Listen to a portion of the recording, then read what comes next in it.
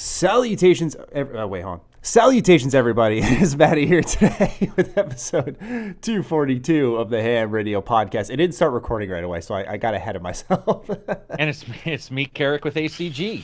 We're joined by a special guest. Introduce yourself, Sarah. FightinCowboy, woohoo! All right. Welcome back to the show. You guys should be familiar with Cowboy by now. He's been here 1,001,001 times. I like to sneak in every time Matty's not paying attention. Originally, we were like, let's just talk about Nioh 2, but it was such a busy week last week that we've got so much to go over. Before we do our standard introduction of what we're playing and what's going on our respective channels, I just wanted to clarify what happened with last week's show, because originally what happened was I was at PAX. I was going to do a solo show. I told Karak, don't worry about it. And sadly, just PAX picked up. I previewed like 5 different games, and I created preview coverage for each of those, which you can see on the channel now. But it just essentially time got away from me, and I did not have time to create a solo podcast. And what little free time I did have, I definitely needed to just cool it and relax. So we do apologize for a week lapse without any communication. It sort of just fell apart last minute, but part of it's on me because I told Karak, just don't worry about it, and I sort of just pushed him to the side. So Karak, I apologize to you as well. But fine. Now, with that, ladies and gentlemen, let's get into our standard introduction. Boys, what have you been working on? What have you been playing? Go ahead, Cowboy. Well, this is kind of the calm before the storm. We got Ori on the horizon. We got Nioh 2 on the horizon. So it's been a lot of just doing whatever I can to stay busy as we approach the busy season. Yeah. Have you played anything specifically, or are you just kind of like cooling it, doing shows? I went back to revisit all the DLC for AC Odyssey, so I've been kind of messing around with that. A little bit of Final Fantasy 14 online, and kind of just the standards, Monster Hunter, For Honor. Checked out that new roguelike, Curse of the Dead Gods. That was interesting. Kind of a little bit like Hades, but with more roguelike elements, I think. So it was a weird one. Yeah, it was interesting. I didn't dislike it, but I didn't fall in love with it either. Yeah, same.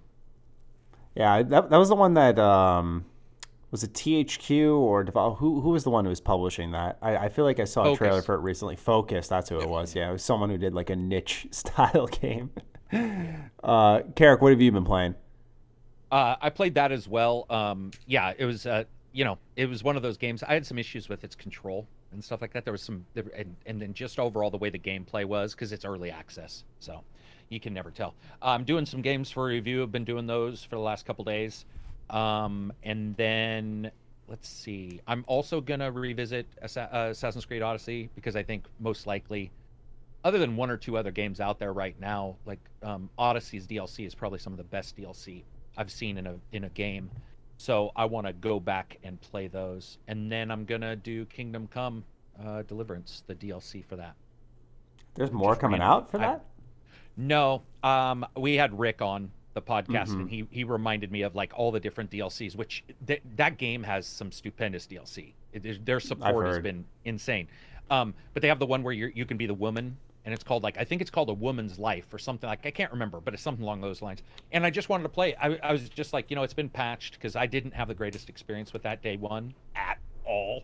So returning to it with the DLC and with some patches is actually interesting to me. I don't know if I'll be able to. And then yesterday I did a 2020 top most anticipated games. I hate lists, but yeah, there's so many big games. I was like, I'm going to do one. And then I happened to randomly be recording mine, and I saw Angry Joe was doing his on the same day. So like within the same 2 hours, we both released a random most anticipated, 2020. That's funny. Yeah, but a lot of the same games, obviously, were on our list. But that's about it. Yeah, you've been uploading a fuck ton compared to what you usually do. You're usually just pumping out some reviews, and you've been doing more discussions, news. Have you been enjoying that more? Yeah, we're making some changes, so some people are sort of going to be handling some of the stuff like streaming. So I'm going to share streaming on my channel, so I'll stream, but they'll also stream at times, because cool. I do want that. It's been okay, but here's the problem. I can't pretend to be interested. I'm not good. It's probably the reason why I've failed so many relationships in my life. But so the news, Matty, is like 9:30 I fucking get done because I lift weights for 2 hours in the morning. I come home, and the other guy who does the news has listed me because he's in Europe, so he's 3 hours ahead or 8 hours ahead. And so he'll list me the news, and I'll read it and go, okay, let's do a video. Or no, let's not. And so like yesterday there was nothing. So I was like, well, we'll throw out the 2020. So I don't know. Like, I don't know if I enjoy it or not. I enjoy it when it's interesting, but here's what I don't like. Hi. And by the way, not saying anybody who does this, there's a problem. What I don't like is just rereading something. I feel like I'm not doing anything. Yep. So I've been waiting a little bit. Even I waited a day for some news on one of them because I wanted more date. It was like the first day I had nothing to talk about. So yeah, I get that, because as a news channel, sometimes you'll find yourself rereading an article, and I've stopped myself like mid video a couple of times before and been like, all right, I'm not really adding things. Yeah. Right. But it's kind of like one of those things where now I'm starting to branch out more and do like bigger projects where you start to realize the value in just your own input. That's why, some people just want the information right off the bat and then they leave. For me, I like to go section by section and kind of give my thoughts as I go. Instead of just reading the whole blurb, because at that point it's like, whose work is it? Is it really yours, or are you just reading a website and monetizing it for your own, right? And so I try to stray the path and go alongside more of the lines of discussions. But yeah, you've been uploading a ton. It's been hard for me to keep up, so now I know how some of my viewers feel. Cowboy, how's your channel been doing? You've been streaming on YouTube, I see, and you have been popping off. I have, and it is. I'll tell you what, man, it has been crazy. I made the swap just, then I decided I was putting, because I was doing 20, 30 hours a week streaming, and, between the regular job and getting married and trying to start a family and all that, I was like, I need to, something's got to break somewhere. So I decided to give streaming the axe, at least hourly, cut it down from being almost every day to just a couple days a week. And along with that, wanted to move to YouTube, because I feel like Twitch is just, as a platform, I feel like if you're willing to put in heavy hours on Twitch, do those 5-6 hour, sometimes 8-hour streams, marathon streams, you do well on Twitch. If you're only looking to stream for 3 hours, a couple days a week, like my situation, YouTube was a clear winner here. So made the jump over. We are almost caught up to where I was on paid subscribers on Twitch already on the YouTube side of things. Awesome. Streams have been going well, like real nice in terms of like viewer count and turnout and engagement and all that. So it's been a couple weeks. It's been about 3 weeks now, but I'm really liking it. Yeah, man, I've been watching, and it's awesome to see how much you've kind of just exploded through it. I gotta ask, like, when it comes to engagement, I've noticed I've streamed on YouTube a couple of times. I liked it. But I also noticed that while I got less pull on Twitch sometimes, there was less toxicity. Have you noticed that being an issue on YouTube? Like, have you engaged with more toxic people because it's a little more accessible? I guess it's right on the sub box there. I don't know. Not really. I mean, you get some people. I think part of it is with the larger general audience, you're obviously there's an asshole in every group. So with a bigger group, you're going to run into more assholes. But I wouldn't say it's like proportionally large. I think part of it is I did YouTube streaming for a little bit, a long time ago, back in like the Dark Souls 2 days, and I was a lot edgier myself back then. And I think with just the type of content I do now, I think my audience has kind of grown with me, and everyone's just really, people are, for the most part, are chill, and we're just there to kind of have a good time and play games. Cool. Yeah, because I've thought about it, because what you said resonates with my schedule. For me, I had to axe streaming because my personal life got so busy. I got a new puppy, and my grandma's health kind of went down where I was at her house a lot. And so I used to stream at night for 2-3 hours. And like you said, you didn't really grow that much. It was just something I wanted to do. And I know part of my audience liked it, but eventually I had to axe it, as you said. And I've really wanted to get back into it. And for me, I'm a daily content uploader. And so what you're saying would probably be my fix, which is instead of uploading on a day, maybe stream for a couple of hours on YouTube and see how that goes. So that's definitely like really good advice that I'm going to probably take home just because it's something I miss doing. It's so fun to stream. Well, what's really nice is I think one of the biggest things with being a streamer is it doesn't matter how many times you tell people, you will still get a "Hey, when are you going to stream?" question consistently. Yeah. And with at least the YouTube homepage, you can set up a like, you know how you can set up like your featured video and then certain playlists. I have a section of upcoming streams, so like every Sunday I'll put all the streams for the week up. Cool. And that way, anytime somebody asks the question, I'm like, oh, look at that right there. First thing you see on the homepage. So it's really easy to just kind of shove people in the right direction, and then, you just hope they learn. Awesome. Yeah, that's cool. Yeah, great example to follow, ladies and gentlemen. Watch Cowboy. Watch how he does, and you will learn. And with that, as always, if you are interested in our banter, you like to support the show, you want to flick us a single $1, you'll get early access to this show. Early access goes live 2 days before the show goes live for free to everyone on Sunday, 2 p.m. Eastern Standard Time. What about, I heard there was a Karak OnlyFans starting. I was hoping to get more information on that. Karak, you want to tell us a little bit about that? What? Karak only what? No, it's not, was somebody fucking around? Did you know what an OnlyFans is? Oh, well, porn website? I don't know. OnlyFans is a porn website. It's like racy pictures that you would post of yourself. Mine are already out there, man. Fucking go see me. Do you know what's racy for me? No beard. Don't even gotta I've never seen that. It's already out there. No beard or no hat. No beard or no beanie. That's my nakeds. But no, there will not be one of those. That's disgusting. That grosses me out. So sadly, we cannot offer that in our package. You'll just have to support my Patreon for $1. You're gonna have to give me money. If you want to give Karak money, you won't be getting any photos, but you'll be getting some great content over there.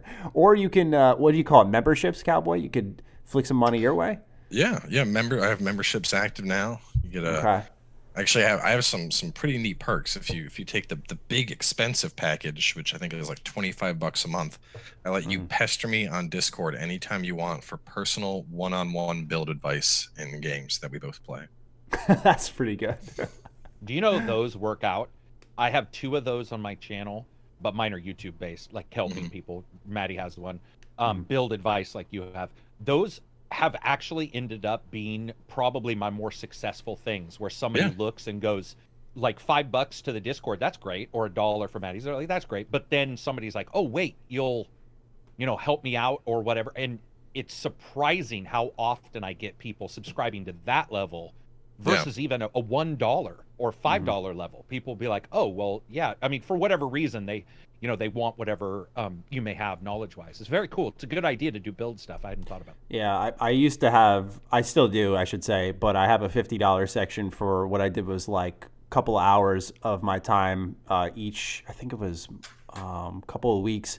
I do consultations with people trying to build channels, and it capped out at one point, and I had to like put a limit on it because people were like, eventually you're just scheduling way too many, and you don't want to you want to be able to focus on someone's content and really like help them, not just make it feel like you're collecting a check. But yeah, as of lately, no one's been really interested in that. But the way you're taking that angle of like build advice, that's like perfect for what you do. That's definitely, if I ever did something like that, that'd be a sure shot avenue. It's pretty cool. And with that, I think we can get into Final Fantasy VII Remake demo, Nioh beta. Both of these recently happened in the past week. I know, Cowboy, you specifically wanted to talk about Nioh 2. That was our driving force of getting you back on here. So if you'd like to go ahead and start us there. Let's start Final Fantasy, because I know everybody got in on that, and I don't want to just instantly. I don't want to just like drop all the Nioh out. Just spills out like a Kevin. You gotta tease us a little bit here. Yeah. So what did you guys think? I was I enjoyed it quite a bit, I gotta say. Yeah, I really liked it. I thought it was extremely fun. I thought if that's the quality they're gonna go for throughout the whole game, I mean, holy shit. I don't expect that because it's a demo. We've seen that part debuted since E3 2019, I think. So it's been around for a while. It's probably the most tested, ready part of the game as it stands. And so, but if it is even close to that, I mean, there was just so much happening in that like 40 minutes. It's crazy. Yeah.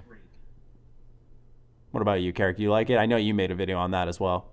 Yeah, I mean, I don't necessarily like the combat system's depth from what I saw because I'm a little nervous 20 hours in what it feels like versus 4.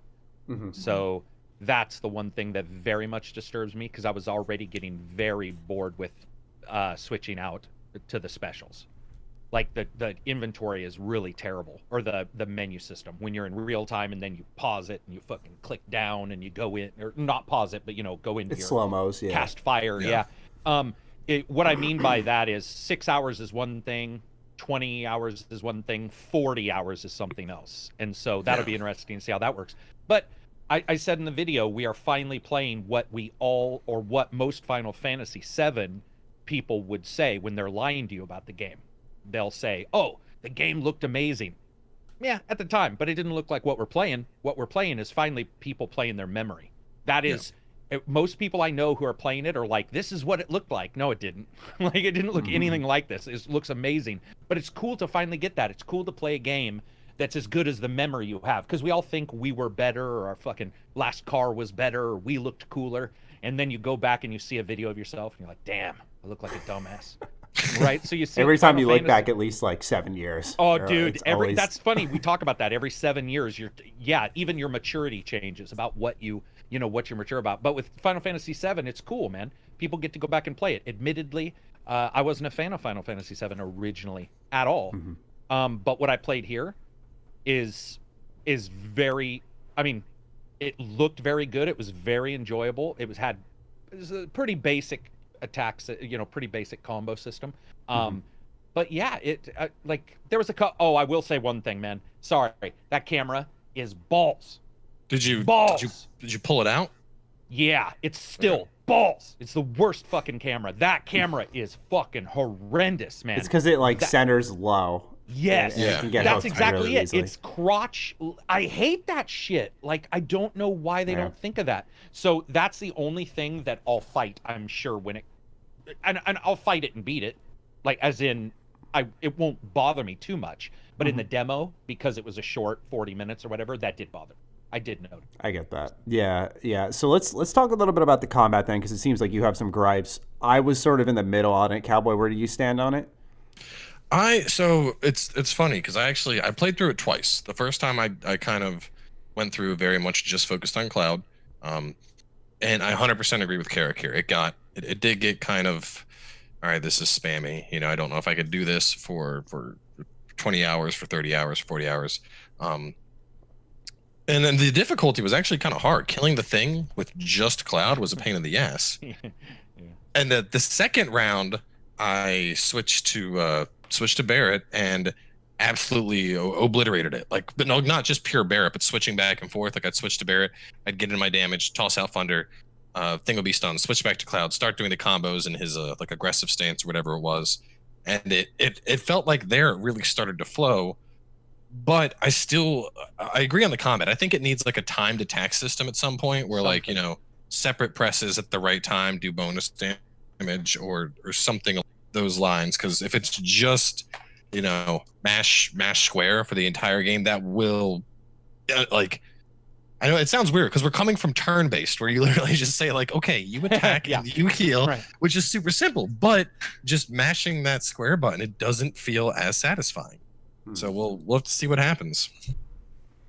Yeah, I sit in the middle because I played it technically 3 times. It's funny because I played it at PAX and that was like a 15-minute demo. So you start off inside the reactor. It's not like there isn't that section before where you're running from the train and stuff.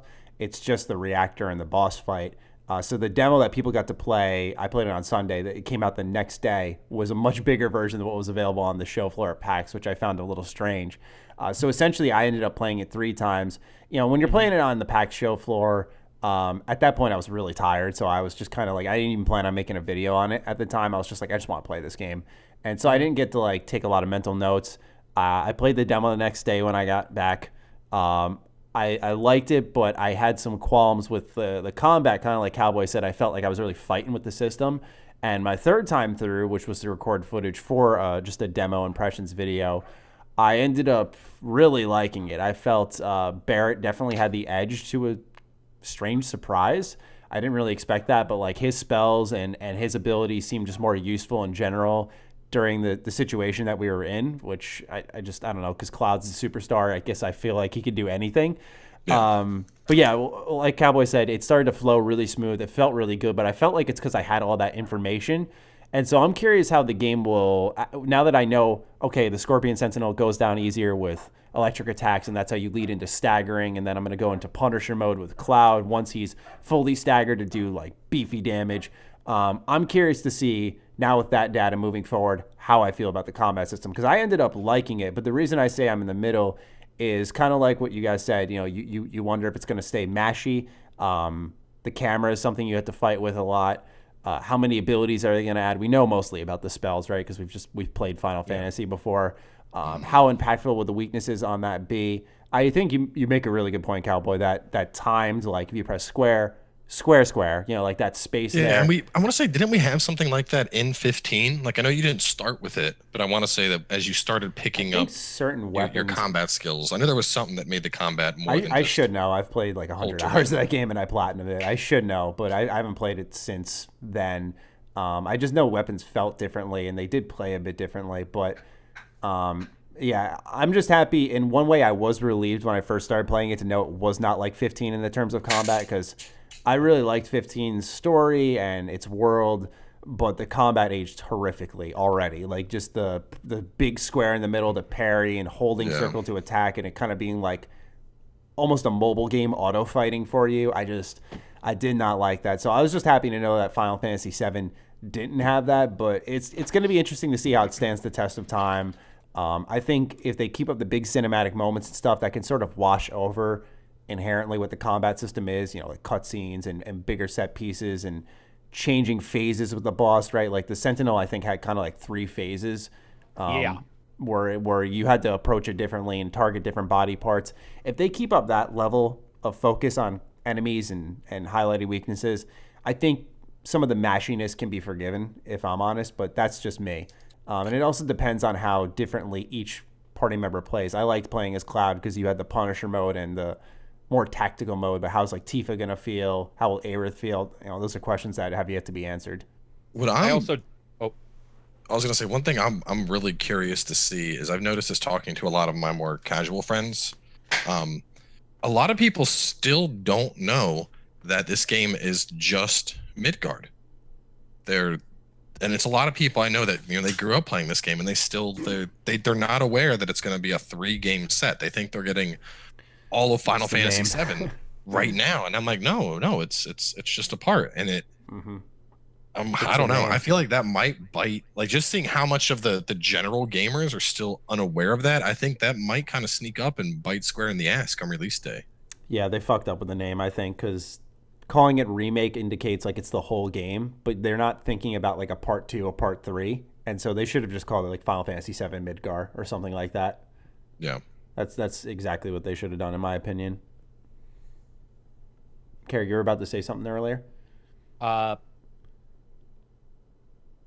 You were, but it's escaped. Oh, yeah. Ukrainian. So first of all, switching the different difficulties, auto attacking, the classic, and then the real time in the I never thing touched was cool. the classic. They worked. The auto is sort of weird because basically he's just attacking and then you pick the specials, which I guess for somebody who wants to, see the story, that's going to be the go-to. You know, that's one thing. So I got done and never died, defeated the boss really simply at the end, and then I did my video, and then people were like, "Holy shit! Wait, you found it easy? Like, I found it really hard." And I'm like, "What was hard?" Like, I don't get. And then I realized that a lot of people, when they fought the Scorpion at the end, they weren't paying attention to some of that stuff. Also, I would agree that Cloud, at least to me, I don't know if I would say agree, because I don't know if you guys said this exactly, but I found Cloud really boring to play because his specials are 2 sword attacks, stab or jump up in the air and Ginsu, where Barrett was guns plus overcharge plus healing plus thunder. And so he just felt more fleshed out. And he was a little less mobile, so he felt And he was a little less Cloud. mobile. So I found myself enjoying, I definitely enjoyed bouncing back and forth, but I will say, once you realize how often you can heal, that game is on easy mode all the way through, because Barrett can heal you fucking constantly. So the one thing I'm also wondering about is how they're going to balance that, because, I mean, he heals. You can just basically heal almost consistently. It doesn't take very long before heal becomes available again. You're just like boom, boom. Plus the items that they give you. Plus, I think that's what I was going to say. Yeah, plus the potions. So that's what that's what I was saying is I'm hoping that when the final comes out, this stuff's balanced and we find a reason for the classic version and the autoplay version, and then this, because if it was harder, as in you got hurt more, then I think the real-time combat would make me engage more. But it's like right now it was so easy that, like you were talking about berserk mode or whatever. What's the hard-hitting Punisher mode? You hit triangle. What was it? Punisher? Oh, dude. Yeah, something like that. I think I went into Punisher mode maybe 6 times in the entire fucking demo. Because I just was destroying people. Like, it was just like Barrett would shoot him and I would just attack him really quick and then leap out of the way and attack him again. So hopefully that turns up the difficulty a little bit. And there's a requirement, because I think the more of a requirement for you to use the things that they're putting in new is the way to get you to buy off on those things. Because otherwise, why put them in? Like, why would you put in a real-time combat system if you're not really going to, not challenge, I guess, but make somebody engage with it? So that's my hope. And I would assume that's what we'll see. Graphically, I will say though, looked really good.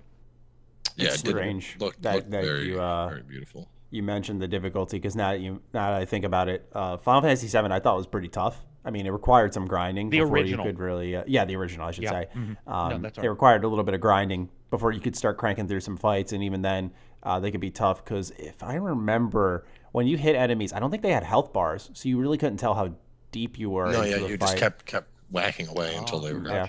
And so I'm not saying I want that, but it's going to be a real interesting translation. I think Square, just kind of how they are as a company now, I think they know this is going to be a big game, and I think they just want it to be as accessible as possible. Like classic mode, I don't think it's classic mode. I think it's story mode. That's how I view it. Like when a game's auto fighting for you so that you can pick commands, that's story mode. It's doing the work for you, and you just do like the little bit of heavy lifting. Easy mode is you want to interact with the full system, but it not hit you as hard when you get punished. Right. And then normal is normal, but as Karak said, and as we saw in the demo, which this may be rebalanced, but there's a lot of items.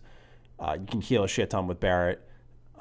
And also, if you're in the Punisher mode with Cloud, it's really easy to parry, which feels good, but it's a good level of interactivity, but it's still one of those things where it's definitely not hard. And I was very surprised to not see a hard mode there, but it could be a tweaking thing where they feel that's not ready. It might just be a demo too. They just didn't want to, they don't want to show their whole hand yet.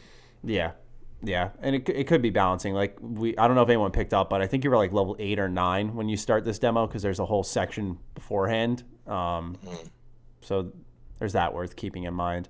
What'd you guys think of the music and the voice acting? I think Cloud's voice was perfect. Cloud was right with the perfect amount of like apathetic, I don't care, leave me alone, Dad, and let me listen to my music that you would expect from Cloud. Barrett's voice actor, I was a little bit on the fence. Sometimes I felt like he was, and this is going to sound really weird, I felt like he was trying too hard to do a black guy voice, even though I'm pretty sure the voice actor was a black man. Correct. Yeah. It felt like he was trying to force, like, oh, I need to be Barrett. Like, I don't know. It did not feel natural for Barrett, whereas everyone else felt natural. See, I just thought he sounded like goofy. I thought, I guess Barrett is kind of like a jokester. I didn't really remember that aspect of him from Final Fantasy VII. I guess that's the impact it has when you're just reading versus hearing a voice. But my biggest issue with Barrett was he was just very like in your face, over the top, which I just didn't understand. I didn't remember him that way. And I thought like the scene in the elevator where he was like yelling this whole speech and then Cloud just tells him to get help. Like I thought that was actually really funny. And if they have that kind of dynamic, then that'll be good. But it just seemed like the whole way through the demo, Barrett was kind of like forceful. Like he was just kind of like hitting you over the head with like, do it. And I don't recall that Barrett. I really don't. I said in my video that he's like the Coltrane's younger brother from Gears of War, because that's exactly what he sounded like to me. He's like Coltrane, baby, but it was over the top, and it was not really well done. I'm not a really big fan of these kind of games anyway. Usually voice actors, but I thought Cloud was fine. I thought everybody was overall fine, except for Barrett. But one thing I didn't like is I had forgotten just how truncated Final Fantasy's writing is, and so I've come off of, let's say, Witcher, or even some of the lesser good RPGs, but have come out recently. And then, of course, you've got like Disco Elysium and stuff, which is amazing. But the writing is very sentence heavy. So it's just like, my name is Cloud. ... I like to run across metal. ... And that's how they spoke, which was really weird for me. And I'm assuming that's translated from the game, from the game proper. But it doesn't feel like spoken language. It feels like a sentence and somebody then reading it, and they're trying to get that emotion in. Heavily scripted. Yeah, and I think that'll be difficult for the voice actors. I don't blame anybody except for the writers who should learn how to mend stuff together. But I won't blame the voice actors for that. If that's the way it comes across, that's the audio director's fault, not the voice actors. But that's what I think I was picking up on a lot, was if you go and watch, I had subtitles on. I think they were on all the time. I could be wrong. But I think so. I never turned them on, but they were on during cutscenes for me. Okay, yeah. So when he's in the elevator and stuff, if you notice, it's just sentence, pause, sentence, pause, sentence, pause, and it just shows its age. I think that's one place that shows its age, and then that'll impact everything else. But you mentioned music. I just want to say real quick, music's fucking amazing. Yeah. Sorry, as opposed to, just so I can get clarity, when you say like sentence pause, is this opposed to like natural pauses in between like people talking, like moments where characters are moving around a scene and maybe there isn't talking? Or are you just saying every line of dialogue is like a loaded sentence? It's not like, okay, and that's just kind of it. It's like full on just... Yeah, so if we need to go here and do this. Normal people don't have those pauses between every single sentence. They continue their sentences on. So to repeat that, normal people don't have their pauses in sentences to continue those sentences. That's the way they write. Oh, and okay. And those, because it was text originally. And I think that's what I'm seeing, is the translation from text to voice. They haven't gone in and said, these are compound sentences. These are structured in a way that we can deliver information that's a little bit more flowing. And what's weird is even B-level games now are far beyond where this was, and that's the one place where I think they might have some issues, where that feels crusty. It felt really old when they were talking. Like I was just like, this is really old writing, because you're accustomed to Geralt, but ignoring him, you're accustomed to, even Fallout 4. Their NPCs. I'm trying to bring up a game that not everybody likes. So like Fallout 4, where maybe the novelization wasn't that good, maybe the narrative wasn't that good, but they still deliver stuff flowing, maybe multiple sentences. That just didn't seem to happen as much in the demo. Yeah, I get that. And I feel like if there's going to be a pause like that, it has to be associated with the character doing something. I think of, because you brought up The Witcher 3, and I think of like when Geralt is talking to someone, and then the scene cuts away and you see him like turning around, going, taking a knee to investigate like a crime scene or something like that. I think that's a pause, and then the sentence like a new sentence starts or something like that. So yeah, I get what you're saying with that. It's not something that particularly stuck out to me though. I just think it's an interesting thing to catch too, because it's one of those things you don't really you don't think about it, but he's right. The writing for Final Fantasy was 20 years ago. And writing styles, especially in gaming, and inevitably it's going to change over the years. And taking that and putting it, I didn't even think about it, because I think part of it's my brain was still in nostalgia mode. But from like an objective standpoint, it does make sense that the writing, it just doesn't stack up to what we have these days. Yeah, and I don't even know if the game series was known for its stellar writing, but that's definitely something that if you're gonna remake it, you can add a bit of complexity there. I don't think anyone would complain about that. So certainly something that we'll have to see over time what they do. Now, Karak, I know you said you like the music. Cowboy, do you like it? Yeah, it's the Final Fantasy. The people who make music for Final Fantasy have, not even just Final Fantasy, but Square in general. It's pretty hard for them to not knock it out of the park. That's true. That's true. They're always on top of their game. They're also super complex. This is my nerd brain for music, but the themes a lot of times are more complex than the arrangements are. So like where a lot of companies might hit like a string section and that's it, they'll have accompaniments and all kinds of crazy stuff, and it feels really thick texture-wise. If you listen to some of their moments, it isn't just like, and I love Justin Bell, who does Obsidian stuff. You know, I adore his stuff. He hits it sometimes in the Pillars games, but it's where it's like lately I've noticed a lot of people are like, here's a string section, here's maybe a little bit on the side with a different set of instruments. Man, that game just had like 50 fucking instruments going on, and it was multiple timbres. It was just all ingrained, and it was actually quite complex to listen to. And I usually rate, when I talk about game music, I'll say, would I listen to this outside the game? That doesn't mean it's good. That's just a little added thing. And I could certainly see listening to the music from this game outside of the game. Like, very much I would have no issue. But I like classical music too. But I really thought that they did just a really good job on the music, at least from what we've heard so far. That's good, because, you know, Final Fantasy VII's soundtrack is iconic. Exactly. Right. I think they're in good shape, you know, for matching. All right. So with that out there, does anyone have anything they want to add on for Final Fantasy VII, or should we get into Nioh? I think we're I guess one thing to just touch on real fast. How I know it's in Midgard, but do you think they're going to stick strictly to the Midgard story we know from the OG Final Fantasy, or are we going to see some new elements worked in? I read that they're adding side quests, and they said the side quests are as big as the main quest. So that could be like 20 hours of a main quest, 20 hours of side quests, who knows?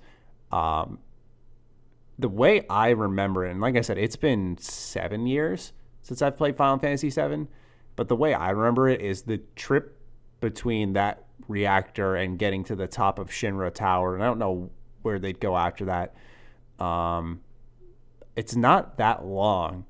So something has to be added there. And you see like hints of like Sephiroth, like you see Cloud seeing the feathers. And so I think we're going to see Sephiroth being a little more prevalent, a little more of like the main antagonist. I definitely think they're going to change things to not only make it longer, but to flesh out Midgar more. We've never really had a chance to explore that. That's why while some people were really upset about Midgar being the focus of the game, I'm excited about it. You know, I would rather just the full game. Don't get me wrong, but I am very excited of the idea of just a full open Midgar, questing, getting into multiple districts there, seeing what this city really is. That excites me more than anything. So, especially knowing that there's a lot of side content, I'm surprised they haven't shown off the depth of the city, because there's a chance it could be very linear, right? I mean, Square has, like, as far as I can recall, like one fairly open game in Final Fantasy 15 that could fit in that genre. But even then, Final Fantasy 15 wasn't known for like towns and cities. And the one city they crafted that was definitely inspired by Italy, I forgot what it's called, but it's in the later chapters. I know, dude, the Leviathan with one. the canals and stuff. God, navigating that was a fucking travesty. So I'm not going to sit here and act like they're going to mastercraft a beautiful, freely explorable Midgar. They could absolutely fuck it up. And that may be why we haven't seen shit on it. Yeah, I'm not worried about it, because, you know, I wasn't a huge fan of the original and didn't get to play as much. So to me, the idea that it's there, I just have a feeling most likely it'll be, like Matty said, an explorable part of the city, which I have no issues with. I mean, if it turns out shitty, it turns out shitty, but they did it for a reason. And I look at other like reasons that this could be possible where they split it like this, and to me the idea that they wanted to make that city, you know, maybe get the technology for this game and the engine and everything running, and just, I'm okay with it. I don't really have as much of an issue. I've seen a lot of people who are like, they're cutting it up, we're not getting blah blah blah. Well, they very clearly said this is a reimagining. So to me, let's say I'm a Phantasy Star fan, which is the other game. That's a Sega version of Final Fantasy, basically. If you were to tell me Phantasy Star was doing this, I wouldn't be up in arms about them blowing up and making a place more interactive and big than the original. It's a weird thing to complain about. Yeah. I agree. I get what people mean by I want the full game, but if somebody says I want the full game, but exactly like the original, well, to me, that's sort of the remakes we always bitch about. Oh, they didn't really do anything. They upped the graphics. So to me, reimagining, new battle system, new way in which you play, new explorable world, show the technology that you have, show the things you can do. To me, that's exciting, not unexciting. And I'm going to be honest, that gameplay from Final Fantasy, the original Final Fantasy VII, you might sell to an old style fan, but a current day fan, I'm not 100% sure they would be as excited about that as what they may get with this reimagining.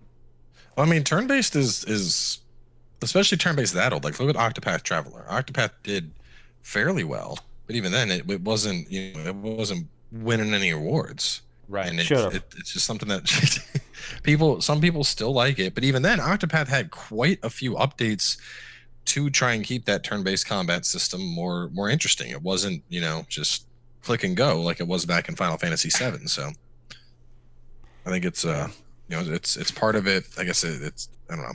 It's the discussion of retro versus like evolving. I just think people forget how, number one, how old the game is, so inherently how linear it is, and that no one would want to just replay a fancier version with like more action of Final Fantasy VII. Like, the conversation would inevitably circle back to like, wow, I wanted more from that. Even if you were happy with it, you would have had that feeling of, I wanted to go here, I wanted to see that. And while I'll be the first to say, like, don't split it up, do the whole thing. And this is something we'll only know when we put our whole hands on the game, so this comment could age horribly, but if they end up giving it the time and energy and focus that like Midgar would deserve, and then when you leave Midgar, making that whole world open and giving that the focus and attention it deserves, and then split it up and make it work. If that's easier for a game as big as Final Fantasy VII, I say go for it. But we're going to see what they do with Midgar first, and if they fuck it up, then I think a lot more arguments will be valid on why don't you just do the whole thing, because let's say Midgar isn't this large interactive city. It's not as deep as we expected. Then we're like, well, what the fuck were you guys doing for all these years? And I know the game was in development hell for a while, but I digress. We're just going to have to wait for launch, I think, to really fortify some things. I apologize. I dropped out for just a second. No, you're good. My camera. You're good. I was just talking about Midgar. Yeah, and I also believe that it's sort of disingenuous because we have a lot of people who are like, we don't want remakes that are just, the bare minimum. And so you have a company that's like, hey, we're going to take this huge thing and we are going to give it a star treatment. We're going to bring it into the future. And then people are like, nah, we don't want the future. We just want the past. And I do actually talk to fans who are original fans of 7 who are excited for this too. So I think we hear people bitching, but it's like how many people are really bitching versus how many people are just worried that their amazing game might be treated poorly. My hope is that people are open to it, because I don't know about you guys. I'd be open if I'm trying to think of a game. Like I said, Phantasy Star, some game I absolutely adore. If somebody said we're reimagining it, KOTOR, I don't want BioWare doing it. We've talked about this. Yeah. But anybody they actually else might not be. Yeah. It's just like, just do it, and then we'll react to it when we get it, and we'll see if that was worth it or not. We'll have to wait and see. Well, let's go on to a game that we know is going to be fucking amazing, and that is Nioh 2, ladies and gentlemen. All right, this is all yours. Go for it. I mean, well, I'm not the only one here. I know Karak has some experience with Nioh. Maddie, I know you played a little bit. I know you didn't get to play the recent demo, did you? Did you jump in? No, I did not. I came home from PAX and I was shot. I was just like, I'm going to bed. It was when we were DMing each other. I played the shit out of the first Nioh, though. I got like 100 hours in that bad boy. Platinum trophy, not too shabby. So I can talk a little Nioh 1, but tell me, Cowboy, as an extraordinaire of this style of games, what am I looking for here? What am I expecting? Is it good? I'm happy. I will say. So I have played the closed alpha test and then both beta tests. And initially, at least when they were first talking about this, I was really excited because the whole thing was, this is going to be there was an interview they had. I remember the interview was with PlayStation. They basically said, we didn't know what we were doing with Nioh 1, so with Nioh 2, we're going to take off the kids' gloves. I got really excited at hearing that. I actually remember you saying that to me. I don't know if we were hanging out or something. I remember you saying that to me. I don't know. We were either hanging out or it was I don't know. It might have been on another one of these shows, but that's what I'm saying. Yeah. So and then I played the alpha, and the alpha I was not impressed at all. It felt very, very much just, Nioh 1 with some extra bells and whistles. And seeing The Last Chance, which I would assume is pretty close to their launch product, minus like a day one patch. They definitely did up it quite a bit. I think some of the biggest complaints were enemy variety. I think that was easily one of Nioh's biggest weak points. Mm-hmm. And there were a lot more. Whereas the alpha, it felt like a 3-to-1 for old enemies to new enemies. Now it feels like it's reversed. Like for every old enemy that you recognize, there's 3 new ones we've added on into the game. Excellent. The new weapons. I'm not completely sold on the Switchglaive. This thing is like a trick weapon from Bloodborne, essentially. It goes from like a halberd to a cleaver to a scythe. So it's super flashy.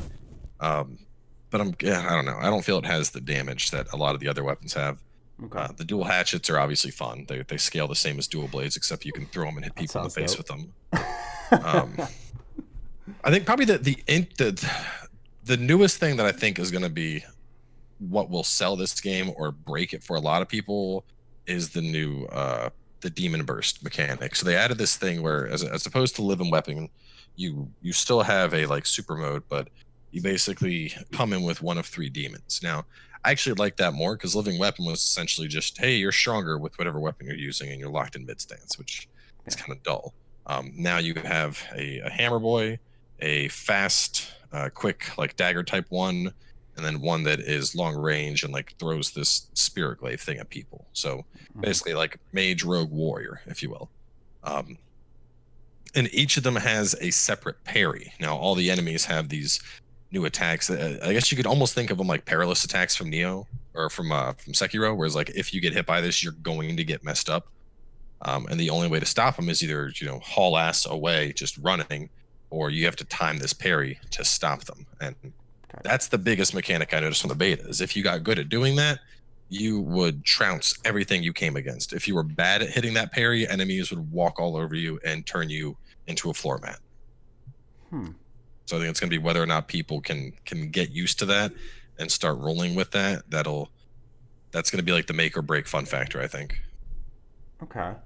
It sounds like there's a lot of variety. Like that's what I liked about the first Nioh, was there was this it just built in with like all the weapon types and the stances. It just felt like every build you did felt truly different, and this sounds like more of that, if I'm not mistaken. Yeah, so if we're looking at it from the building perspective, kind of the if we're talking about Nioh's parents more on the Diablo side of things, I think it does even better, because the Switchglaive is a magic weapon, so you have a dedicated magic scaling weapon now, if that's what tickles your pickle, so you can go magic. They've actually streamlined stats a lot. Before we had Spirit, which was kind of just this weird stat that you would arbitrarily be like, oh, I need to hit 25 to use this lightning tiger, so I guess I'll go up to that and then I'll never use it again, aside from like a few very niche builds for like 4 or 5 distinct weapons. That's not a thing anymore. Now you have your magic, you have your dexterity for obviously magic and ninjutsu.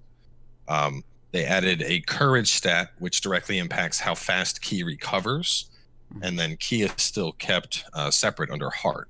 So every stat kind of has something that it's going to benefit now. Like Constitution replaced body, so that's your main health dump. Heart is still there for ki, so that's your ki bar. Courage is ki recovery speed. Stamina is equipment load. Strength and dex are still very much like we're just here for damage, but those have always been that way. And then you have your magic and your dexterity. So I think they simplified that a little bit. One thing I like is Nioh was already pretty good. I mean, it seems like it's overbearing, but I think Nioh always did a good job at explaining things if you wanted to look.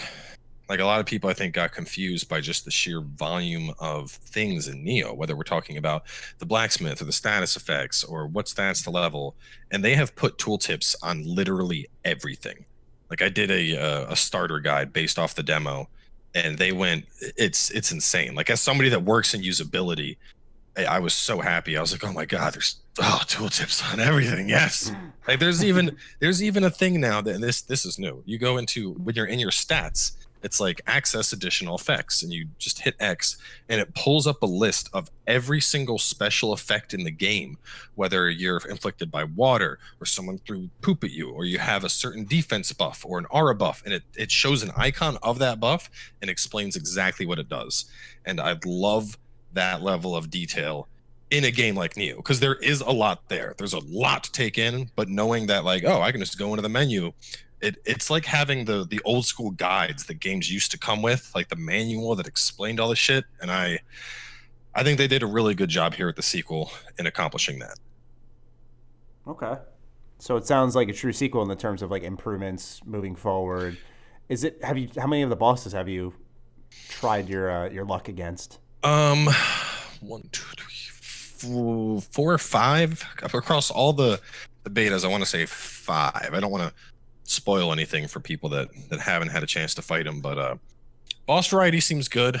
The levels I've had a chance to play so far, they're not bad. I think part of it is when we think of Nioh, inevitably we're going to invite the comparison to Dark Souls. I mean, it's I think of this game as the love child of Diablo and Dark Souls. We see a lot of set building, a lot of stat optimization and grinding, but we have that in-depth, play-by-play Souls combat that keeps you coming back for more. And part of, I think, probably one of the biggest strengths of Dark Souls is just the scale of the world. Dark Souls very much gives you a sense of like wonder as you're going through it, seeing these massive Gothic architectural feats all around you. Bloodborne's the same thing. You'll see something off in the distance, and then 4.5 hours later, you're exploring that. And I don't think you'll ever get that with Nioh, because it is a mission-based, a hub-based style of game. Okay. So, I mean, the environments we have seen so far, they're good. I wouldn't say they're terrible, but I don't think they're at Dark Souls level, and I don't think they'll ever get there just by the type of game this is. I guess it kind of helps when they, I don't know how else to word other than they sort of know their place. Like, I think the mission structure of the first Nioh and how it worked, if anything, I guess you could compare it to Demon Souls in a sense with the hub and stuff. But yeah, I think it's good that they're focusing on their strengths rather than trying to be this big gargantuan thing. I find that a lot more attractive nowadays, because it seemed like since 2014 every game's just tried to be this huge open world epic, and it's nice to know that you can just have like a mission by mission experience, and each mission can feel differently, and you can go back to the same areas. I remember in the first Nioh, you'd go back to the same area, but some mob enemies would be positioned differently, or there'd be like different things happening throughout the level. And I personally really appreciate that a little bit more, just because you already had, like, Dark Souls has become so big, it has its own name as a genre. Like, people say it's the Dark Souls of this, it's the Dark Souls of that. And while it kind of gets memed, that's how popular it is. So if I was ever to like direct a game or make a game anywhere close to being like in that level of difficulty, I wouldn't try to be Dark Souls, because that's already a thing, right? And so that's why I appreciate more of the mission structure that's in Nioh. I think it's a good thing. We got Karak. You've been super quiet over there. What do you got for us? I know have you messed with any of the demos? Yeah, I mean, the only thing I will say is, I don't know if you feel the difficulty. I was seeing a lot of people being like, okay, this is hard. Like in Nioh, I don't know if I remember Nioh as being. I felt there was one boss in Nioh that was redonk. That flying fuck. Bitch. Yeah, that's what you're talking about. Everyone knows it exactly. And here's what's weird. I even talked about it in later videos. It was a great skill cap, meaning when you did defeat that character and you went back and fought anybody else, they were trash because your skill level was so much higher after defeating that boss. Except for Oda and the Ice Queen. Good God. However, it shouldn't have been that hard. They should have split that between two bosses, make it a little bit harder and a little bit. That when you went in, I mean, I got tired of I just that feeling of walking to that boss made me want to die inside. Nioh 2 feels pretty. There's some times where I'm like, man, this might be rough. And so I look at Surge 2, I look at Dark Souls, I look at Sekiro. Sekiro, another one that I would say, depending on how you play it, can be rough. Bloodborne required super offensive play, and people weren't expecting that, so a lot of people thought that was rough. Some people loved it, but I'm saying there's a couple that are outliers, and I do feel Nioh is going to be that. I think people might go into it thinking it's Sekiro, which it's not. No, Not even And close. you're gonna want to kill yourself if you try to play it that way. You're gonna hate it. Admittedly, some people who hated Sekiro might like it, but I felt that it was pretty difficult. The demo, I was like, man, I like those games, but there does come a point where I don't want people to add an easy mode. Yeah. I've never felt developers have to do that. So were you But I using do that think- parry thing though? I was, and that was going to be, hang on, that's going to be my next point. Okay. So anyway, difficulty, I would like them to adjust it. I really do think we are at the tip to where people are like, seriously, dude? Seriously? The second, I feel that the parry is going to be everybody's de facto way of playing. And that bothers me even more, because that means people are going to go into it, find out this is the one way in which you can whatever, and that will be, it sort of goes to what Sekiro and Matty had an issue with. He felt that there wasn't as much flexibility, and there were times where he was like, I'm playing it a certain way it wants me to play. I do feel like Nioh, the way it's set up, there's a chance you're going to have those as a major complaint. And I don't think that complaint is without merit. I can't talk, too much about it because, reviews coming up, but it's going to be really weird, man. It's difficulty. I did get used to the parry. I would say mediocre to maybe good on my ability to do that. But dude, seriously, like, I don't know. Well, no, I agree though, because like take the recent demo for example. Rough. When you were fighting the spinny Axeman, Mhm. if you had the brute parry, it was a joke. You could sit in his face and just pimp slap him every time he tried to do anything. Yeah. Whereas against the crazy humanoid guy, if you tried to do brute, he would trounce you. He would kill you instantly. Whereas if you used one of the other ones that was like very much a instantaneous parry, you could stop his bomb thing. Yeah. So I think it is very much going to be like, oh, hey, I know you're liking your red guy over here, but you're going to have to switch up and play blue for this next boss if you want to beat it. Yeah, it's going to be another game that the more they try to go away, like Maddie said, the more they, this game's like this version of Dark Souls, but then everybody's trying to do their own thing. The more they do, the more I believe they're not doing their own thing. Their entire focus is doing not what Dark Souls does. That is actually an issue. I would have liked Nioh 1 and 2 to have been a little bit more about the flexibility of the weapons. Even though I thought 1 did a pretty good job, I know I seem to be in the majority or minority for that. But I think with 2, I'm going to be really interested to see some of the reviews. I'll just say that. I just have a feeling some people are going to look at it and be like, you know what? We need to figure something out. Like, because that's another thing, guys. We all like it, right? Like, I'm okay with a super hard game. Yeah. But at some point, you do start looking and going like, how many of these are we going to say you can't join? How many games are we going to say, sorry, you can't come in because you're not a fucking pole vaulter? Like, it's right. And I'm not saying easy mode. I'm not. But I think Surge 2 had this at times. I love Surge 2, by the way. I love the flexibility of the weapons in Surge 2. Man, I love switching. I felt like every weapon was weird and different. The limb system is fantastic. Oh, dude. Yeah. Oh, yeah. Also, yeah. So to me, that's what I'm worried about, is that we won't see that flexibility. I will say, now we're doing this based off of the difficulty of the demo, correct? Okay. Okay. Because I know the demo, I don't think the leveling was right there. No, not at all. Because when we were a couple of those missions, those would be like second zone missions, and we were starting them at level 1. So obviously we're going to see a jump there. I don't know, and this is based largely off my experience with Nioh 1, but I do think a large amount of the difficulty from the game, it doesn't so much come from them expecting the users to all be like, pole vaulters. But I do think this game is like, hey, if you want to be successful, you're going to need to get the gear. You're going to need to get the right skills. It's a game that it forces you to put in the work. Whereas like with Dark Souls, and I know it sounds weird to say Dark Souls is easy, but I mean, there were times in Dark Souls where it's like grab the biggest thing you can find and put every point in strength and just keep hitting stuff in the face until it's dead. And you could do that for 90% of the content. I mean, you get to something like Nameless King, it's probably not going to work, but you could go through.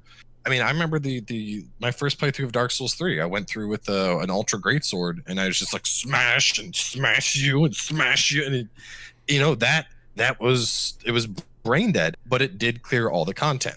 Whereas in Nioh, you take the biggest axe you can find and try to do the same, and a yokai is gonna like grab you and spit in your face and throw you into a urinal. Did you feel like diversity becomes a problem? Sorry, I don't mean to interrupt you. I'm making sure if the conversation is going this way or not. Do you think the diversity presents a problem then? Like there's not a balance across the board for one build versus another? Is that what No, there is. I mean, I have over 1,000 hours in the original. I've done ninja builds. God almighty, I thought 100 for me was good. I've done ninja builds. I've done dual sword build all the way to Way of the Nioh. I've done Omio builds, Odachi builds, Spear builds, regular katana builds. And each of those builds had drastically different skill selections and loadouts. And I mean, there was a play style similarity. I always tended to go towards skill moves. So if I was playing dual swords, as soon as I had an opening on the boss, I'd do water sword, the one where he just like dices them up like a blender. If I was doing spear, I like the tornado spill a lot, where he would like slam it down, do like a 720 spin, and then a hit. That was a good move.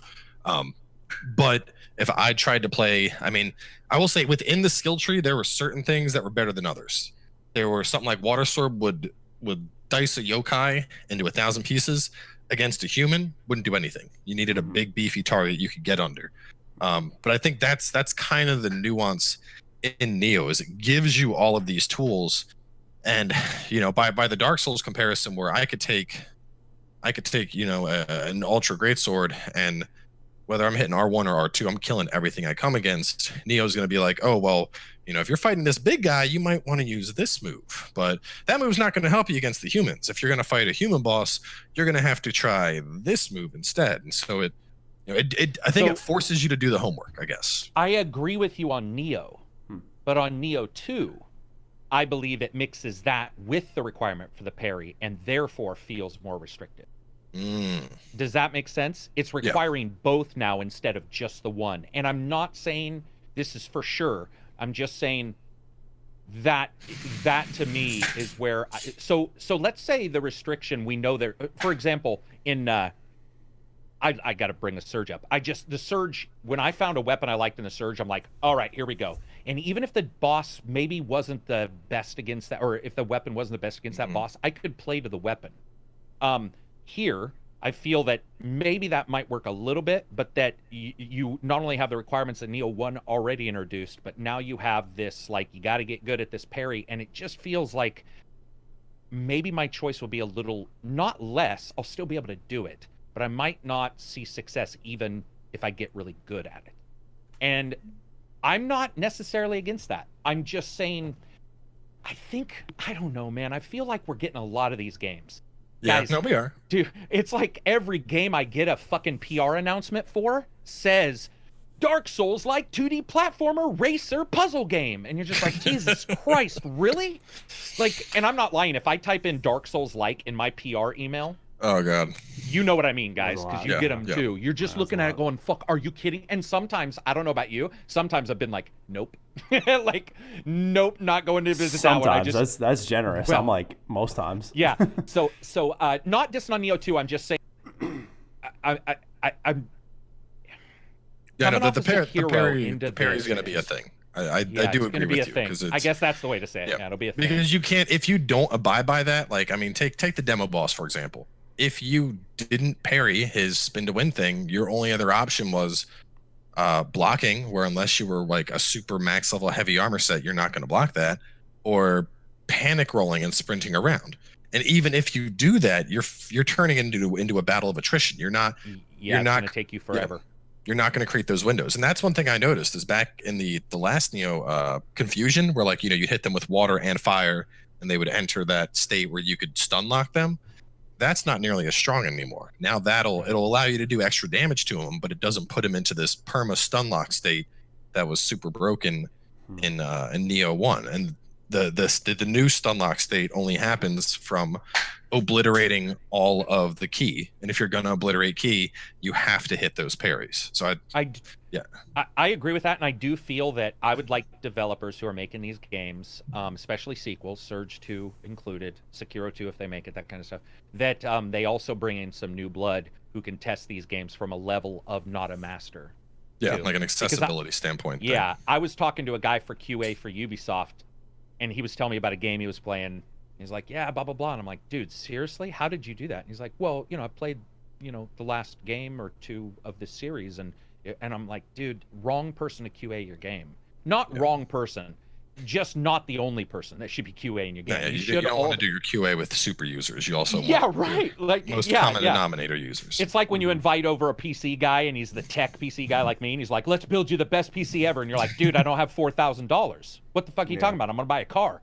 So, it's going to be interesting. No complaints. It's just I'm hoping we start to see some flexibility in some of these developers as we move forward. I would really like to see that because, dude, I leave a lot of people behind too. I'm sure you guys hear it. Somebody will be like, "Thanks for the review, but I can't play this game," and I'm like, "Damn, man." And they're a good gamer. Like they're not a shitty player, or they're not somebody who's not going to put in the time. They just they feel like there's a skill cap. No, Nioh definitely does have that. I think that's there was a big conversation about this when Sekiro came out. Yeah, right. About accessibility in gaming and whether it's something that slows down the overall mechanics or makes death less punishable or whatever the case is. And you very much have two camps. You have the people that are like, let's make it accessible for everyone.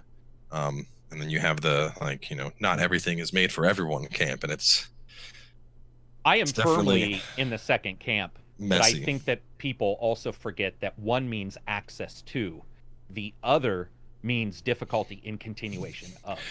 Well, and so I think you should allow somebody through the door, but you don't always have to say, we're going to help you get all the way through it with one-hit kills. Well, I think part of the problem too is I think that a lot of the time when it comes to accessibility, and in particular like gamers that suffer from disabilities, I think we see a disproportionate amount of cases being made from the gaming journalism standpoint for those people versus the case being made from those people for themselves. Because there'd be for sure. There'd be some asshole on Forbes that's like, oh well, you're just being a bunch of albeists because you don't want people that are handicapped to play the game.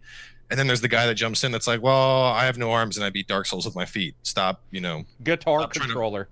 Stop trying to prop us up to your cause. And I mean, I think I think Logitech's doing good. The whole the adaptive gaming kit. We're seeing some stuff like that. Microsoft for sure with the adaptive. But we basically just need more of that. We do. In game development, get somebody in on the ground on Nioh and have them try and play it with an adaptive kit, see if they can do it. It's a good point. That's a really good point. I'm surprised they don't do that. I'm surprised that's not baked in. Like, just get one person to try to do that on the side. Well, to be Microsoft fair, tests with the accessibility controller now. If you want to look at a lot of the hyper super difficult hard games, the Dark Souls, the Niohs, the Sekiros, a lot of this is still very much Japanese game companies. We're seeing and stuff where like Celeste, where there's a lot more focus on accessibility and usability for anybody who plays. We're seeing a lot of that in American companies and European companies, and Japan is still very much of the mindset that's like, nah, fuck you, either get good or don't play this. And I don't. Hey, before we move on, I got to ask you both, what's the hardest of these games you've played? Let's ignore the 2D Dark or Dead Cells or whatever that fucking one game was. Oh, Dead Cells is so much fun. Let's talk about like the Sekiros, the Bloodborns, what's the hardest one? Honestly, I don't think there's an objective answer. I think the hardest one is always your first. Wow, I don't agree. You think that? Yeah. I think the first one, because after the first Dark Souls 2, by being my first, would have been my hardest. But after I knew those tricks, I knew what to look for, I knew how to make builds. I went back and I was just like, hey, I know what this guy's gonna do, and I know how to dodge that. So you didn't find Bloodborne's requirement for offense So I would agree, ignoring that though for just a second, because I would agree. I think you're right. Yeah, the first time. But let's say you played it, and you've got your Bloodborne, which requires one thing, your Surge 2 and 1 that require one thing. Would you? I personally would say, because of that boss, that Nioh 1 was. Sekiro did not frustrate me like Nioh 1 did during the review. No, I enjoyed it. I think Sekiro felt more like Rock Band to me than anything. I was like once you learn the rhythm, you were just cruising, man. Like the Genichiro fight, that's still one of my favorite boss fights of all time. Wait a minute, is that the awesome fucking dude on the horse? No, that's Genichiro's the guy who's like in the tower with the lightning. Yeah, guy at the top of the tower who you beat, and then he strips off his shirt and there's lightning and shit. And it's just that's a good fight. I just like the guy coming out on his horse yelling who he is. I love that dude. If we're talking pure difficulty, I never even beat the original Surge. I quit halfway through out of just sheer frustration from things with the regular Surge. But that was more a like these mechanics aren't as tight as they should be. Yeah, right. Whereas the Surge 2 I loved. But there were a lot of times in the original Surge where like I'd go to parry and like fall through the world or some stupid technical issue. Sure, right. Yeah. I would say I honestly would probably go with the first Nioh, because I don't think not only of that one boss in the cave, the flying lady, she was a pain in the ass, but I also think of Oda with the Ice Queen that I mentioned earlier. I don't think I've ever pulled out my hair over a boss fight, but that one pushed my limits. Wait, now was this the Uniboss fight, or was this where you have to fight them together? Together. Okay. That shit sucked. I got my ass kicked.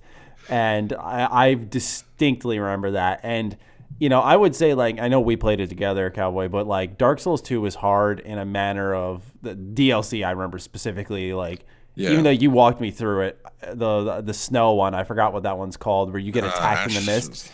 Yeah. I was just like, how in, like, it was one of those moments where I played it and was like, how in the fuck could I have figured that out by myself? You're incredulous almost. Yeah, so that game could probably be on the list too. I did Dark Souls 2 originally, except for like the final two fights, because I dropped it late just because I lost interest actually on the PS3. It was by myself before we ran through it together. Maybe Bloodborne though, because Bloodborne was I remember that first section in Yharnam, I think it was called, in the city, where you had to get to the bridge and fight the cleric beast or whatever. And and you can't level up until you beat him or whatever it was. And I just remember that being the like biggest like slap on the wrist constant moment, like again. It was like the fucking miracle. Again. And you just keep doing it over and over. And I was there for like 4 hours, 3 hours. I remember like picking it up after school, being so hyped. I fucking hated my life during that. But once you get a hang of it, I just think it was hard to understand I'm low on health, I need to be aggressive. And that game changed how I think I played games forever, because now whenever I'm low health, I just have this fuck it moment every time. I'm like, I'm going in. And it's benefited me, but for the most part, yeah, I'd say difficulty-wise, Nioh, first one for sure, just because boss fights stump me a lot of times in that game, but overall, probably Bloodborne across the board. The one thing I want to say about Nioh is I will say that as a game, and as like when you're picking up a game and thinking about getting into the meat of it, I feel the meat of Nioh doesn't start until after you've beat it once. It's it's like Diablo in the sense that after you beat the campaign and your max level, that's when the game really begins. And the journey up to that point in Nioh, I will say, feels almost disproportionately hard, because the game is designed around you being able to put together these. Just gotta run to the bathroom real quick. Keep going. Okay. Put together these god sets, put together these ridiculous combinations of gear, and until you can do that, it's essentially like you're playing at a handicap. And which might be why I had a difficult time with it, because I only beat it the one time, and I was like, I'm never returning. Did you do Lords of the Fallen, which was Surge 1's developer? I did. Clunky Souls. Clunky Souls. And so I had issues with it when it came out, because it was using Denuvo, and this was the old version of Denuvo, and I had I did not like that game, but I returned to it once it was all patched up, and I replayed that, not all the way through, but I replayed that, and there were some really challenging, not horrible, really challenging, but pretty enjoyable fights in that game. And I don't know if we're getting a sequel, unfortunately. But No, that's I another think one they- that nobody mentions. I think when they moved on to the Surge, that was their Yeah. they're like, okay, we like this better. Because I think Lords of the Fallen was just it was too much of a copy paste Dark Souls. The comparisons were obviously there. People called it clunky Souls, heavy Souls. Yeah. And then Surge, they kind of took their own spin on it, at least with the limbing and the making it futuristic and all that. But yeah, I feel there was a balance problem with that game because there's like a warrior strength. Lords? Yeah, Lords. Yeah. If you played a strength build, or even magic build, there was a thing where you could do like if you'd swing, you would have like a ghost that would hit after you. You could blow through most content. But trying to do like the rogue fast build, I remember until you got like the second to last ability, you were just outright weaker. I felt that way with Sekiro. So Sekiro, you have the shinobi arts. What I think that's what they're called. I can't remember the arts. When you start finding the martial arts, like stealth and all that. And I was having a fairly challenging time overall, but I was getting through it, and except for that fucking ogre at the starting. That fucking bugged out ogre. I want to kill somebody for putting that in a game. I've never emailed a developer until that. That was the first time where I emailed a developer. You emailed a dev over the starting ogre? I sent him video of him grabbing me while I was on a different platform. And I'm like, listen, you guys need to fix your collision. No lie, I have video in my review where he reaches down and I'm over here and I go like into his hands. And I'm like, you fix that shit right. Well, I didn't say that, but I was like, guys, this is frustrating. Anyway, but Sekiro, once I got a couple of those arts, man, then I was just like, okay, I get this. I never felt that way with Lords of the Fallen. I felt Lords of the Fallen was trying, like you said, to do some shit. I think now that it's patched, if people like Dark Souls, if you can get Lords of the Fallen for very cheap, which you probably can, it might be worth just checking out if you want a weekend Dark Souls. I mean, you could call it a ripoff. It is. It's clunky Souls. It's clunky, like Dark Souls, but slower and much beefier. Yeah. Well, either did I when I first played it, but I was telling him when you were in the bathroom that I replayed it recently, not all the way through, but I replayed it once it's all patched up, no de novo, completely, and it wasn't bad. Not that it was good, if that makes sense. It was that it was enjoyable because it's a different world. For example, I'm not a big fan of the Dark Souls emo fucking, I'm a 19-year-old fucking just everything's bad cutting yourself on your PG. Like, that's the way Dark Souls is to me. It's like, meh, something about it is very, like, youth. And I don't know any other way to say it. It's just like, it's just emo. It's a black eyeliner whenever I think of that game. Old man yells at cloud. Old man yells at cloud. Yeah, that's where God lives. No, I was playing Lords of the Fallen though, and that was more of a barbarian style Dark Souls. And I think I just Conan, I guess, and I just bit into that a little bit harder. Just like Surge 2, futuristic Dark Souls. Okay. Except for those fucking guardians in the park, by the way. Have you played the DLC for Surge 2? I have not. Multiple people told me that there was a DLC timing requirement. Oh my god! If you beat it, you had to play halfway through the game to get to the DLC. Yeah, and I was all the way back to the general that has little girl. You got to play all the way back there. I sped through it to get to the DLC because I really enjoyed Surge 2. Mm-hmm. I beat the entire DLC in 90 minutes. Oh, that was you. Yeah, you and I DM'd on that, didn't we? Because I remember you were like, dude, seriously, this is not very long. And Johnny on my channel was saying. Oh, and then after that, I did the Code Vein DLC. That was even shorter. It was an hour-long DLC. Like, was Code Vein good? Code Vein, well, if you like anime, if you are a huge, and I don't mean like the occasional anime, I mean you're a huge weeaboo. You like to sit there and watch. Yeah, if you're at Maddie's level of weeb, you probably enjoy it because it's anime Dark Souls. It's a lot more arcadey, but it is very janky at times. Like there's. You're going to try and backstab something 3 or 4 times before you find that right pivot where you actually connect and do your backstab. Oh, and before we move on, I got to ask you guys, did you guys play Ashen, which was the... Ashen was great. I loved Ashen. I thought that was a very fun little game. Oh, wait. You didn't like Ashen? No, honestly, it was the multiplayer thing that pissed me off. Oh. It was, and I love those guys, but that was a bad choice to do them. I didn't. I just did it with AI the whole time, and it was great. Gotcha. You like that? Okay. Well, maybe I'll return to it because They started my channel. They were, I think my second video was the developers. Yeah, no, and I was like, the AI was pretty fun. I had some intense moments where I'd go down and I'd be like, you have to, you can do it, Mr. Fluffy, or whatever the AI was. And the idea in the world is very interesting to me, which is why I bought off on it day one. So, okay, well, I'll check it out. I own it. I was not. Yeah, but no, I can see that though. Counting on co-op in a game that doesn't really give you any form of communication besides like, let me wiggle in a direction and hope you understand what I'm saying, and not a very good system. Or those games where somebody says start jumping when you're in the game, and that's when you know there's an issue. When you're like, okay, I'm jumping, and you're looking, going, yeah, you are. Okay, you're in my game. It's like, come on, guys, we've got an issue with how this is all put together. Okay, sorry, I wanted to see if anybody had played that because it's in this. I think it's dark. I think it's pretty difficult. So, no, it definitely falls in that realm. Yeah, Souls light. All right. Yeah, true. We've got news, fellas. An hour and 20 in, we got news to talk about. We got news? What happened? We'll start off with GeForce.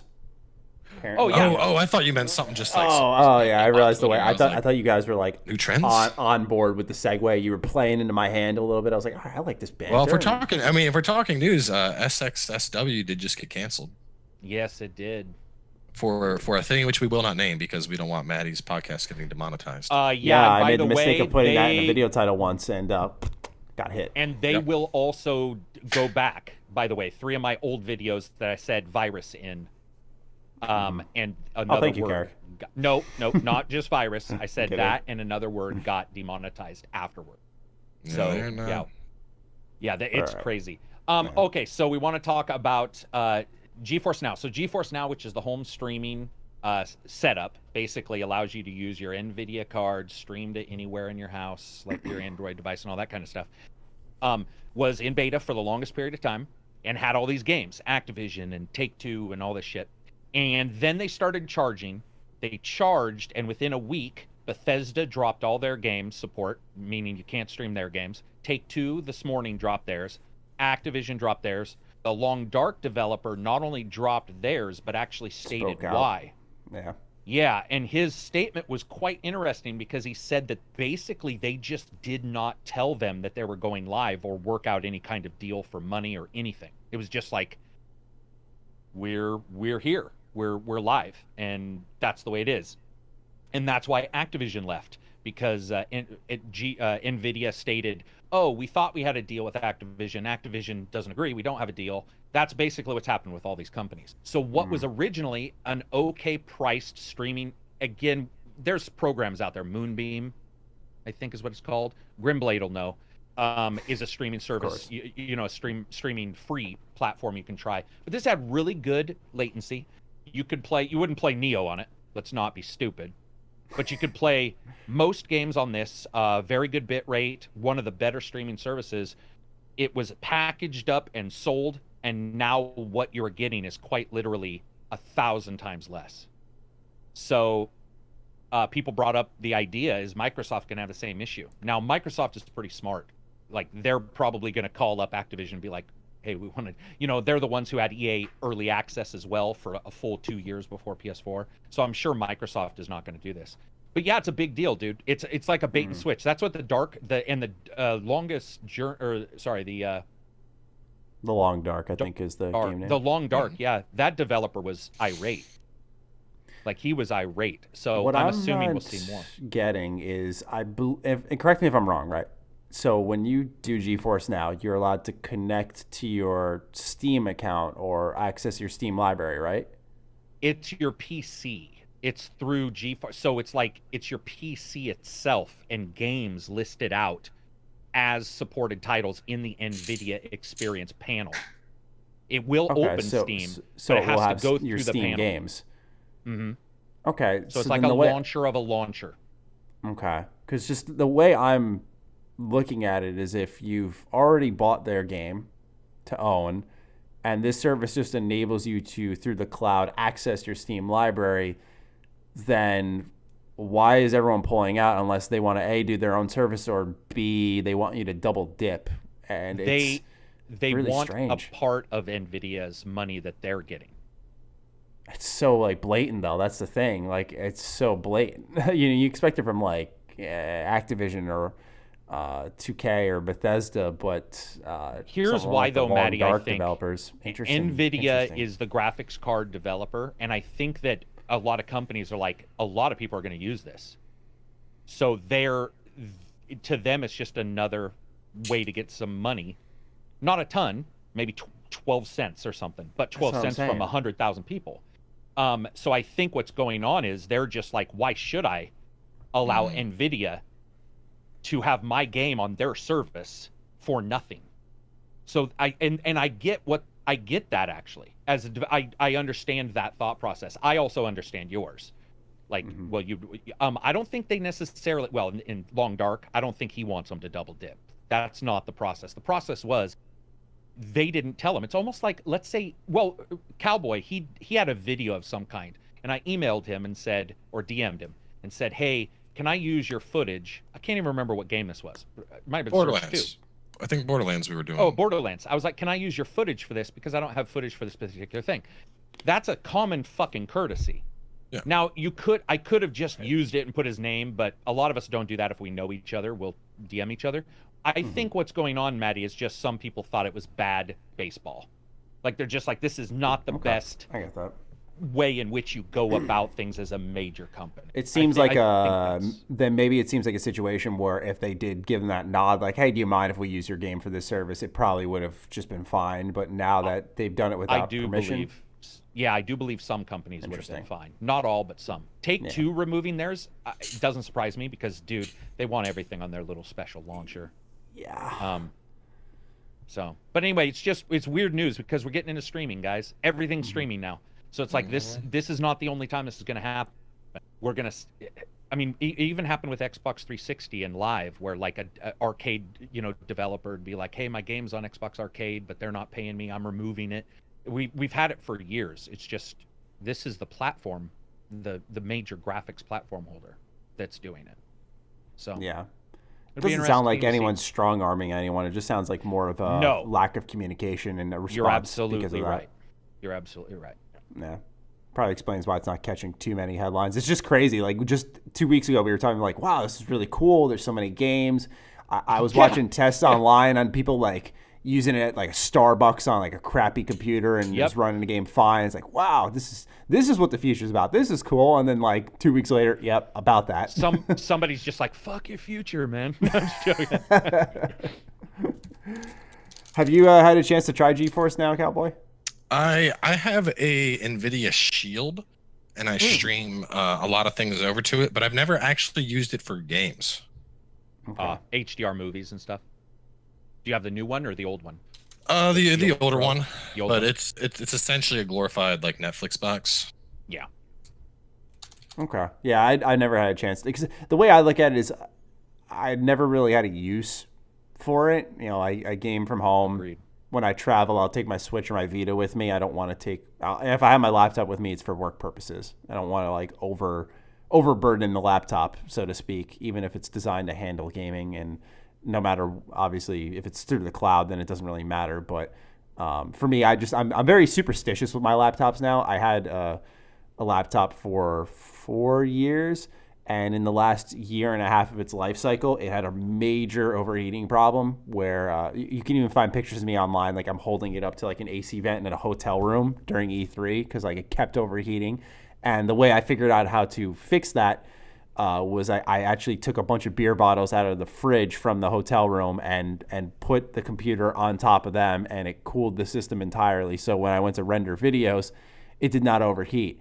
But now since then, I've just been permanently scarred, and I just don't want to overwork my laptop at all. So I try to use it for like travel, and when I do, I'm very sparing with it, even if it's something as generous, we'll say, as cloud gaming. Yeah. But yeah, I haven't had a chance to test it out, long story short. All right. Let's talk about something on the other side of the spectrum, and that's TV shows in games. So we're going to be talking about the Last of Us TV show. This is kind of ridiculous. I posted a tweet about this saying I really didn't expect to wake up and just see, hey, there's a Last of Us TV show happening.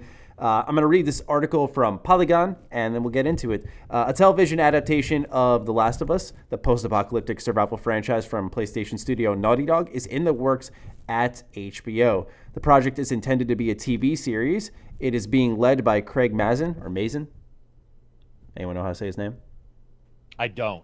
Okay.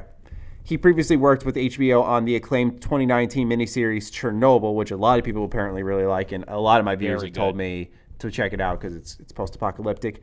And he's currently writing the upcoming Borderlands movie. Mazin will team up with Naughty Dog Vice President Neil Druckmann, co-director and writer of both The Last of Us 1 and Part 2, to write and executive produce the TV show. Naughty Dog President Evan Wells will also serve as an executive producer alongside veteran HBO producer Carolyn Strauss. The TV series will be the first one from the Sony Interactive Entertainment's film and TV group PlayStation Productions, which I believe got announced sometime last year. HBO tweeted the announcement Thursday with a clip of the symbol of the Fireflies, a militia in the fiction of The Last of Us, saying that the series is coming soon. What do you make of this, gentlemen? Are you excited at all based off the talent and the series? I mean, on one hand, we were kind of talking about this a little bit earlier. I think that the amount of zombie shows has kind of reached its peak. I know it's not exactly zombies in Last of Us, but same kind of feel. But I would like to see more positive forms of game media get out there. I think we're starting to see a breakthrough. The Witcher was a huge hit, and given that was based on a novel as well, but the majority of people know that from the game. The Sonic movie that just came out and the Pokemon movie, those were both large hits. And I feel like we're starting to come up on an era where forms of media, whether it's a TV series or a Netflix or a movie or whatever the case is, that are being made around games actually are turning out pretty good. And I think that's just something that's a positive in general. Right. Yeah, I found it incredibly surprising. The last video game series I expected to see film TV content for were both Borderlands and The Last of Us. Like The Last of Us, I feel like, and Karak, I think you said this, that like everyone wants their Walking Dead. Was that you? Yeah, everybody wants their water cooler moment, right? That's what it was. Yeah, and eventually, so did you mention The Walking Dead though? I did. Yeah, you did. Because okay, they are they are the only one that's really gone across TVs and games and comics and comics, where like Game of Thrones was just TV. So. Yeah, okay. All right, just making sure I understood properly, because the first thing I thought of was immediately The Walking Dead, and how, in one way, I used to love The Walking Dead. I freaking loved that show up until I think about like season 5 or 6 is when I fell off and just wasn't interested, because I felt like it was sort of just rolling on. It was just sticking around too long. It never ended. And like I said, once I saw The Last of Us 2 got a TV show, I immediately thought like, oh man, The Walking Dead, like this could be really good. But then I thought, what if they carry it on for too long because it's such a big success, which I don't think HBO's particularly known for, right? Like we know, for example, Game of Thrones had 8 seasons, but there weren't like a shit ton of episodes per season. So it stands to reason why I think I'm a little cautious about this, but I think the right talent is absolutely on board. I wonder what they're going to focus on. Obviously, they used the Firefly symbol, so is it going to be more of like a militia-based story? Are they going to like? It's just crazy to think, because I always viewed The Last of Us as like an Ellie and Joel story, and it's always to be delivered through games. And now to think it's going to become this big, broad thing, another big post-apocalyptic universe. I'm just shocked that, like, for example, it wasn't Fallout that came out with the TV show first or a movie first. I'm very, very surprised that's not the case. So, dog, shut up. I apologize. Let's address things first. I was getting ready to talk, and he has that bark that just bothers me enough. It's hard to finish a thought. It's like Revan. He just whines. He doesn't bark. He just whines. Yeah, exactly. I personally feel that Last of Us is completely, utterly oversold as a game and a narrative. I've always said that. I'm not a huge fan like a lot of people are. I can attest to this. Yeah, you've said that a lot. I've said it a lot. It shoots its load at the starting and then never really climbs back out of the bed. It's just sort of like, meh. And so to me, we have the TV show. I don't care if I don't find the world interesting. I find Joel interesting. Yeah, that's what I was thinking. Yeah. Right. And I characters. find those characters interesting. I do not find the world interesting at all. I would agree with you guys. We're zombie post-apocalyptic out, unless there's something that's just really weird and really unique. And so to me, great. They can do whatever they want. I love HBO, and I'll give any show a chance. Shit. But it did not cause me to go, oh. It was just like, oh, Last of Us TV show. They did state one thing that was quite interesting. This is replacing the movie plans. The movie plans are now kiboshed. Smart. So smart. Right. That to me makes me interested, because I feel that the focus might go towards making the TV show a bigger, better thing, because they're not splitting between like Agents of S.H.I.E.L.D. and the Marvel movies. Like, it's just one thing. Yeah. One good thing is there. Sorry, I just thought of this though. Is the lack of source material, if you will. There's just a game, and I'm sure like a couple of graphic novels. So it's not going to have the issue that The Witcher had as a show, where you're trying to cram like books worth into 8 episodes. And they did say in season 2 they would amend a lot of that with pacing, and we'll see in due time. But that's one thing that I'm relieved about. They're just going to kind of do what they want with however much they want, and that might be a good relief for the show. Yeah. I mean, hopefully it's good. It just doesn't catch me right now. Yeah. What are we thinking? We gotta see more. A year, maybe? They said coming soon, right? Like, that's what I read in the article. The little Firefly image said coming soon, so it could, do you think it could be in a number of months? Damn, that's a turnaround. That's a fast turnaround if they do. Yeah. I mean, it depends how many episodes they do. If it's a fast turnaround, it actually comes out soon, it could be like a 5-episode thing. Yeah, you're absolutely right. Something like really tiny. Because, if anything, The Witcher is great, but I don't want to say it played it safe, not in production values, but in the amount they did and how much they told. They played it safe. There's no denying that, I feel. And I wouldn't be surprised if we start to see bigger, bolder takes. But you got to remember, Sony's in the heat where they've had 6-7 directors on the Uncharted movie. They're probably like, everything's a failure when we try to convert our games into movies. So they're probably not going to do a huge deep dive right away on The Last of Us, especially now that we know Neil's also working on part 2, the game, which is going to be infinitely more successful off the bat. At least we'll see how the show translates into how many people watch and tune in, and then if there's a Witcher effect where we see people signing into games already out. Which will be interesting to definitely keep an eye on. But yeah, I just, you don't want to stretch talent too thin. So I wouldn't be too surprised if this ended up being like a safe approach, and it's just a nice handful of episodes that was pretty strong. I mean, how many episodes did the Castlevania anime have, right? Like, Castlevania is a huge IP, but didn't the first season have 4 episodes or something like that? Cowboy, you could probably correct me on that, but the first season was pretty short. It came in at, I want to say you're right, it was either 4 or 5. It was not long. Yeah, and I know animation's different. Yeah, second season was closer to about 10, and then the third season just came out, but I have not watched it yet. Yeah, and I just feel like the first season historically is a safe play, so take with that what you will. It's probably why a TV show is also more interesting to them, right? Like a movie, you have to go all in. Like, it's a 2-hour film that has to be coherent, cohesive. It has to accomplish something where you can set up some narratives or bits of narrative throughout the show of potential storylines that you could pick up later, like with certain characters, and kind of go from there in the next season, see what people are interested in, what people don't like. So we shall see. All right, let's move on to Ghost of Tsushima. Very busy week for PlayStation. There was a new trailer, a new release date. The release date is June 26th, 6 days after my birthday, by the way, of 2020. Boys, is this earlier, later than you expected? What do you feel on Ghost of Tsushima? Earlier. Check out way earlier. I did not I mean, to be honest, whoever releases their game in the summer months, it's always a drought. And it's so nice. I love it. It's just, I'm just happy to know that we have something coming. So we'll have something coming in the summer. That'll be nice.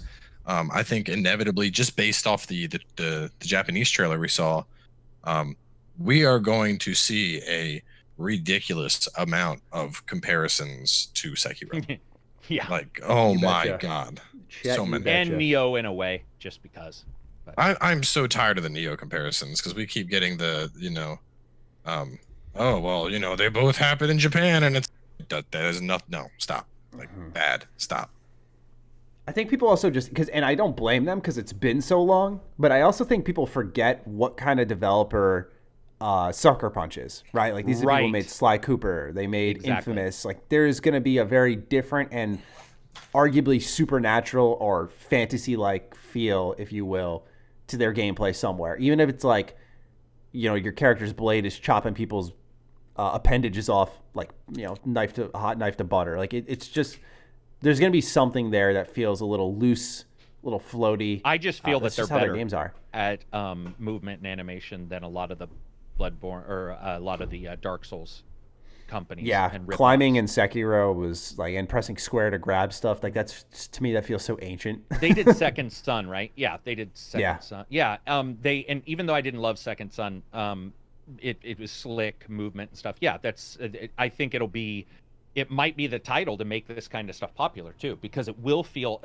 Admittedly, I think we can all agree a lot of times in those games, like the thing is you feel like you can't move, and it's on purpose. Sometimes the heavy armor, but I think with this game you probably won't have that. It'll be more about the combos and the moving between enemies and stealth, and it looks cool.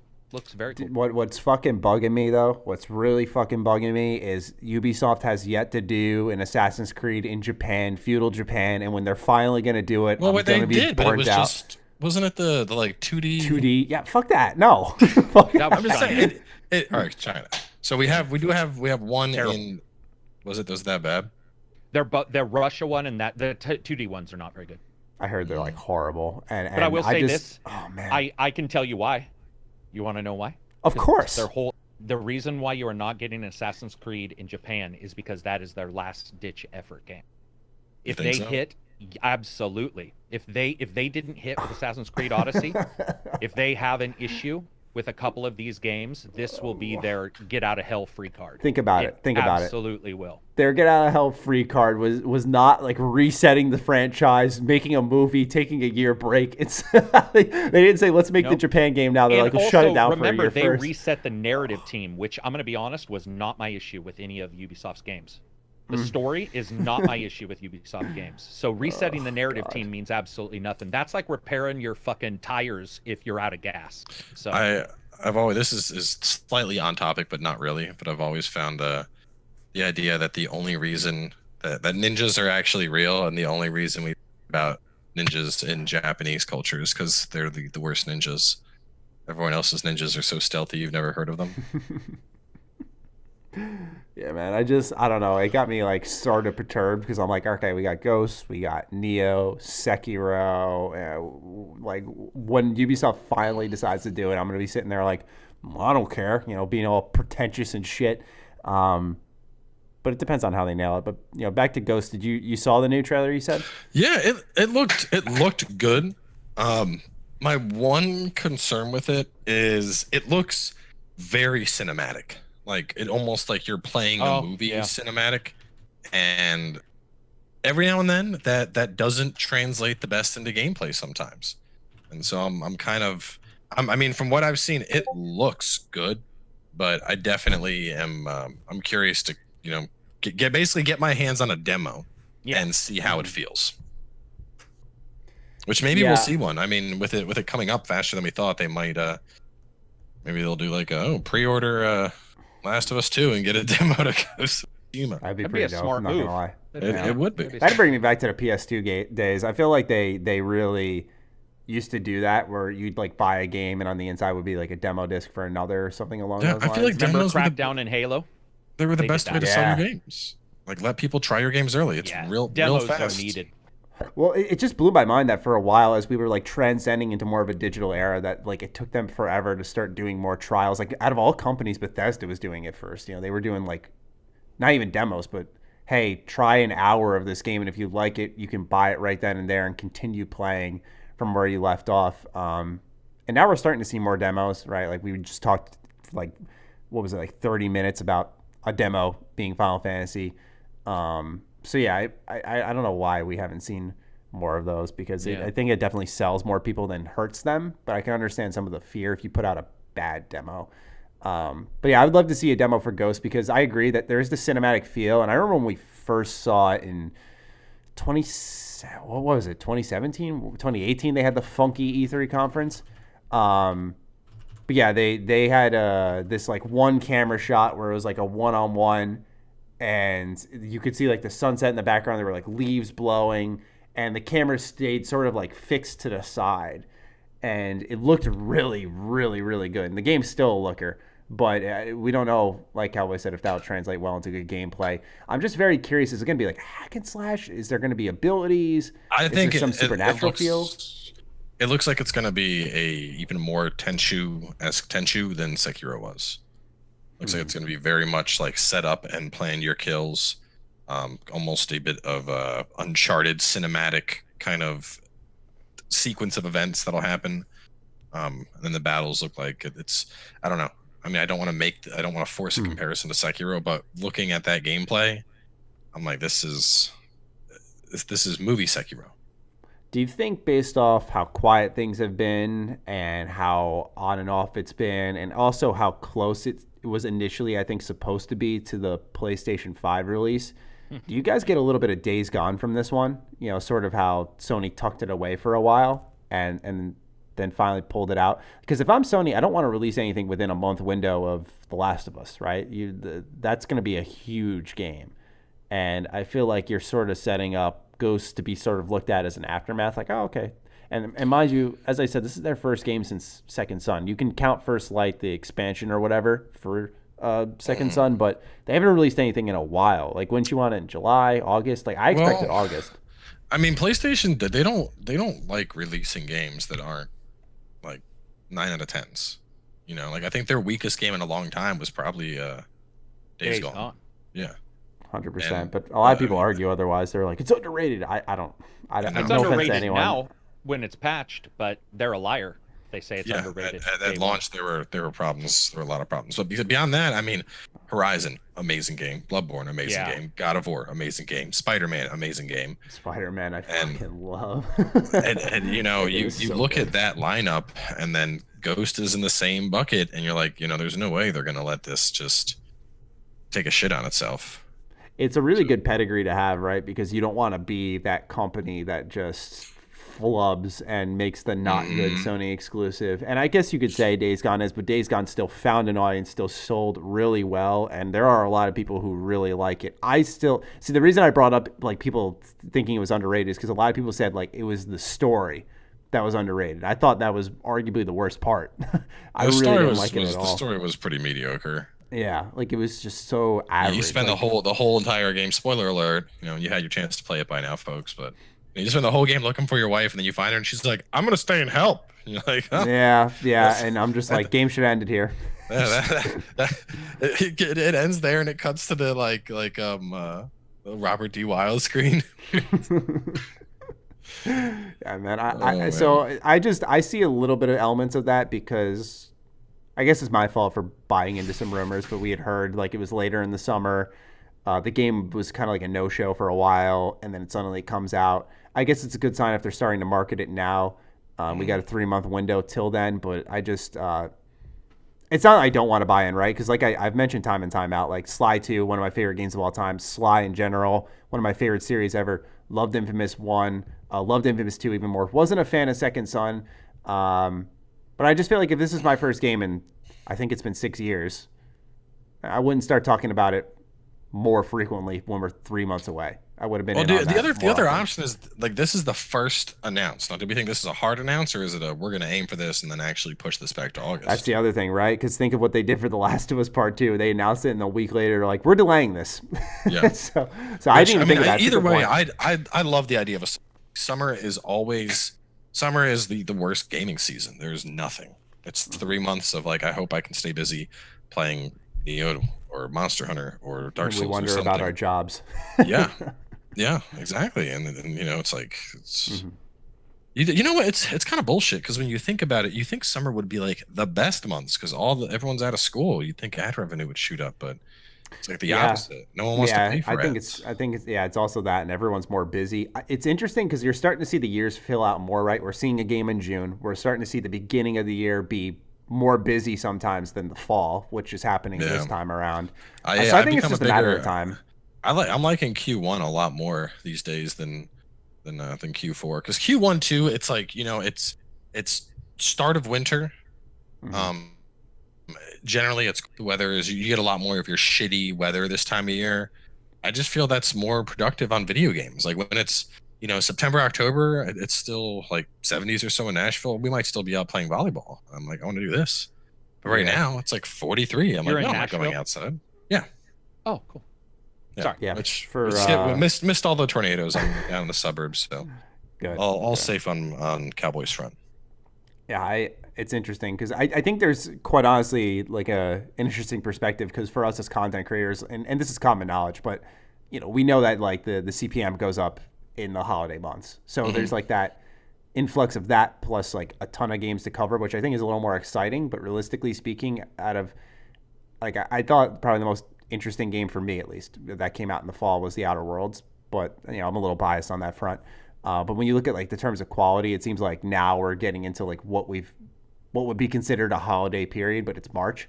But it's interesting because while not a lot came out in February or January last year, I think there was a pretty busy period.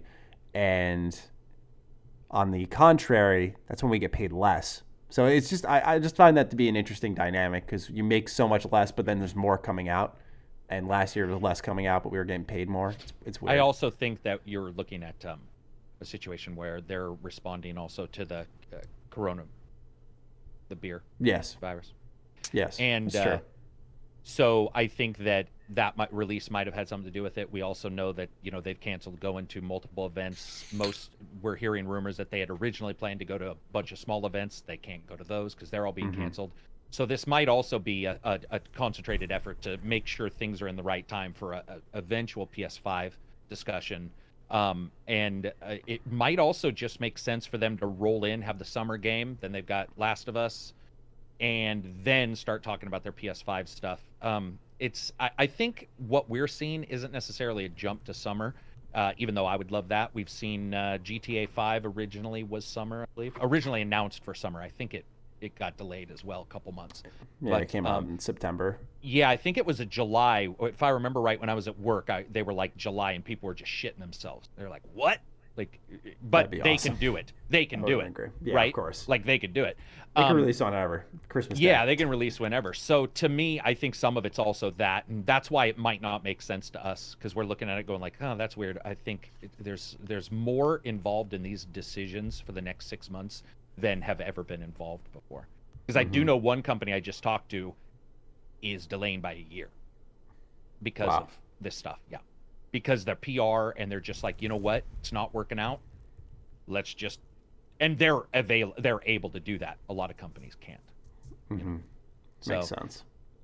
Yeah, man, it's going to be an interesting year, guys. It's because I don't know about you, but I saw Times and Forbes both put out things in January saying their numbers on Google and everything were really low. And I was like, mine weren't that low. And then I looked and was like, holy crap, this is the weirdest. January and February were terrible for me.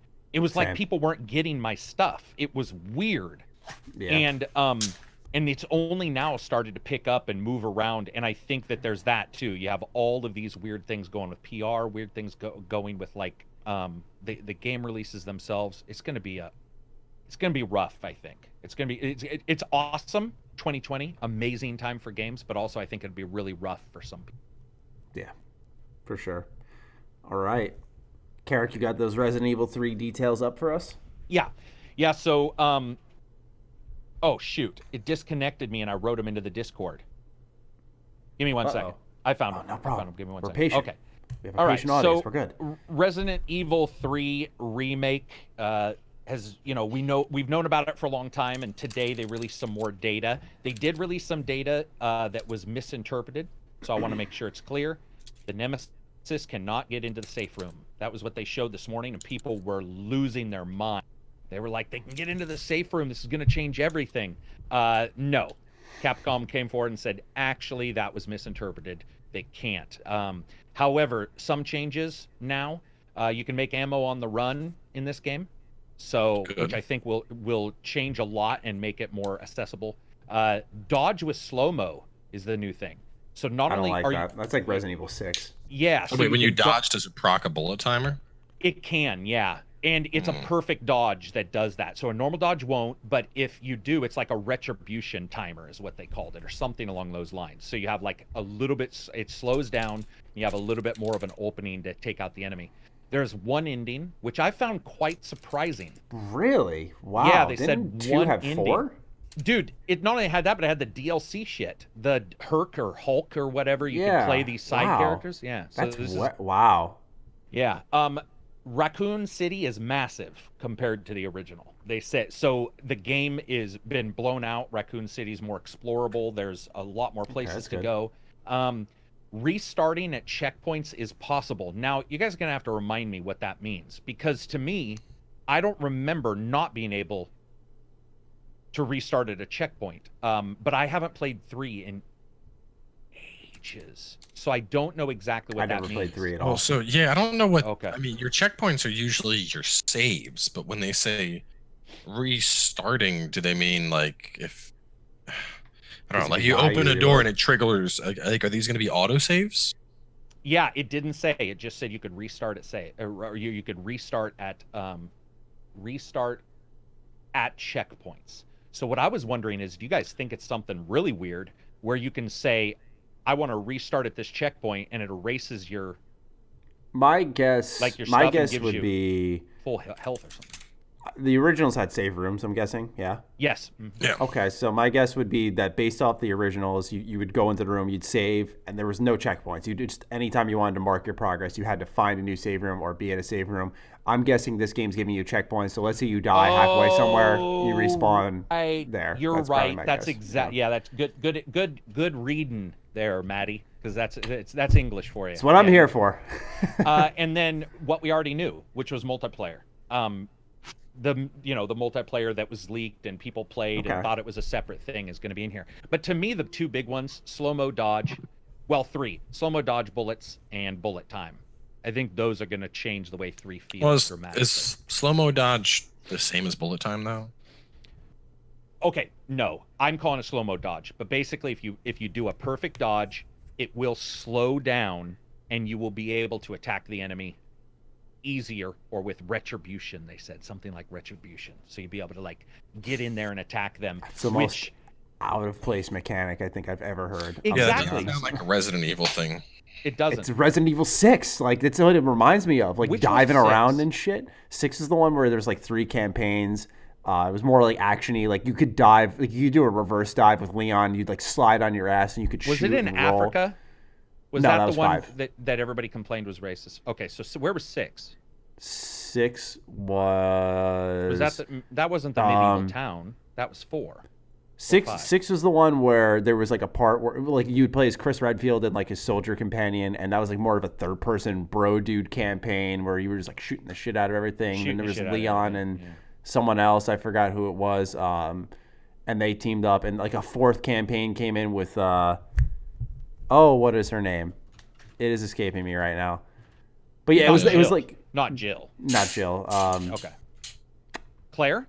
No, that's from. I think Wong was her last name, I want to say. Ada Wong? Yeah, her. Okay. There's like a 4th campaign with her. I remember that because Courtney Taylor voiced her.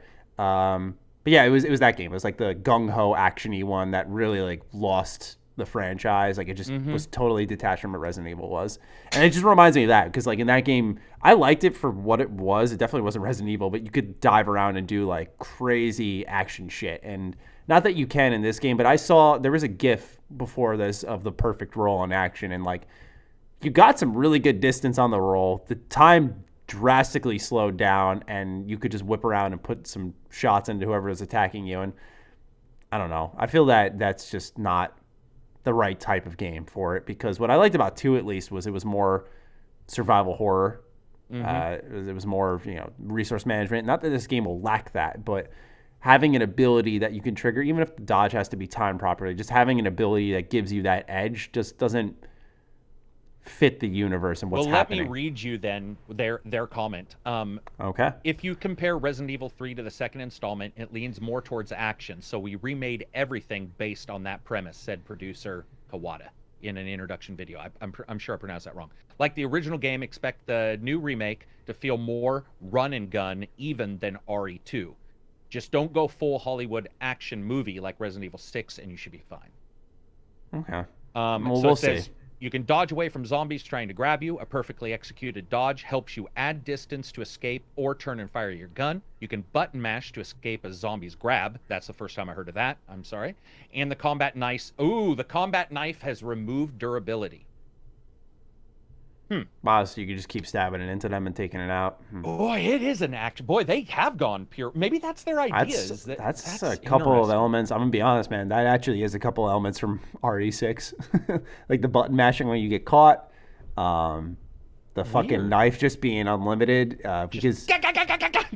well, not only... Yeah, I mean, the knife notoriously does like no damage in Resident Evil. It's more so what I'm thinking of for the folks who think I might be overreacting is the escape. When you like... Yeah. Tap LB or L1 or whatever, and you stick the knife in them and you break free.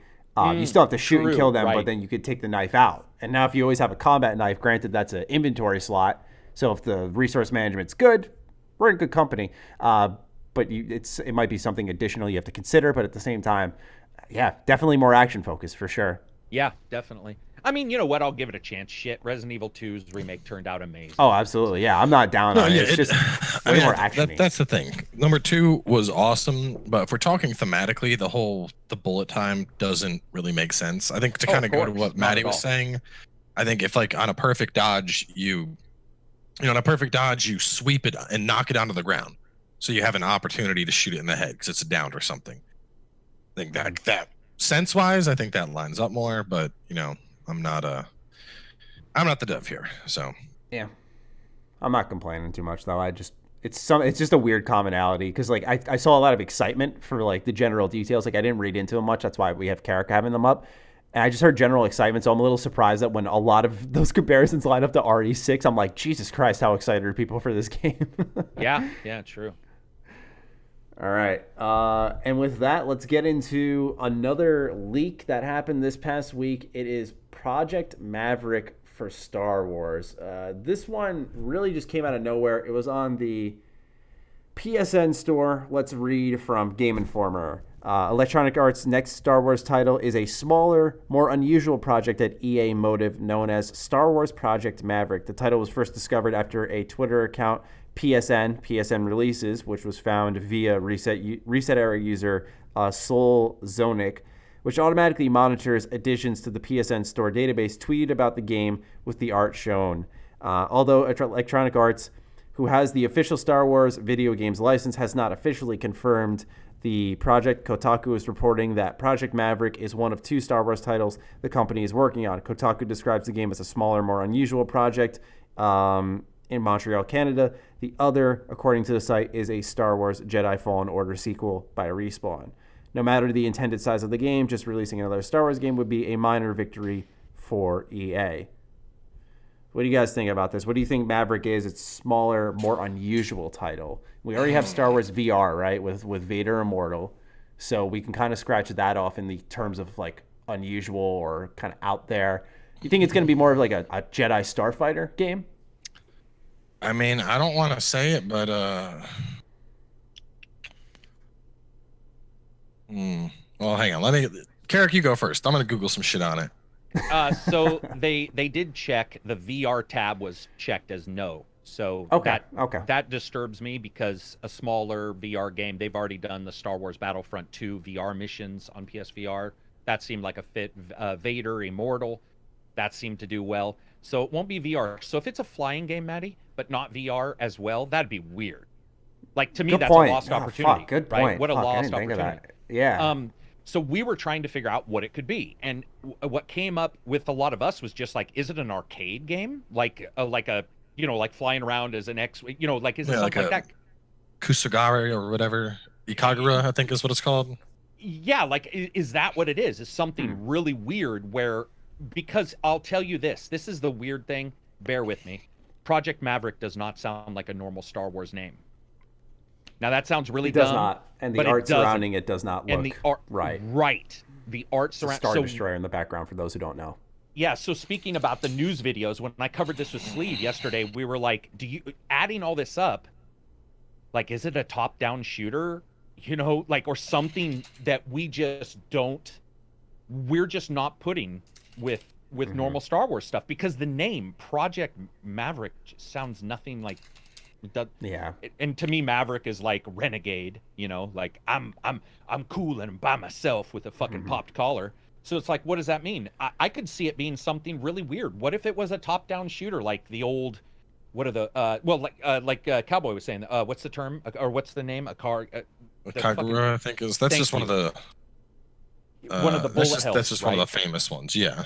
Yeah. So it's like, could it be that? And hey, that might be fun. You know, what if like Maverick is the name of your ship, and it's like, you know, it can adjust, you know, and you're trying to escape the Empire with it.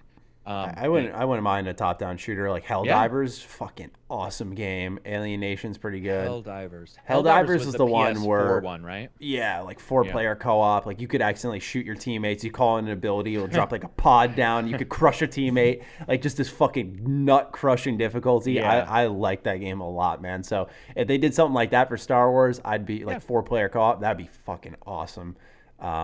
Imagine, you know, one thing I've always wanted is. There was this book I read. I can't remember the title of it right now. It was, to simplify it, it was a Star Wars zombie thing. It was like, I think Han Solo and Chewbacca were together on this Imperial Star Destroyer that was abandoned. And it turns out there's just a bunch of like undead. Death Troopers, I think is what it was called. And I always wondered, would they ever do like a Death Troopers game, like a Star Wars Zombies game? It would be really out there, but there's a book on it, and I don't think it's canon. But I'm just saying, like, that would be unusual.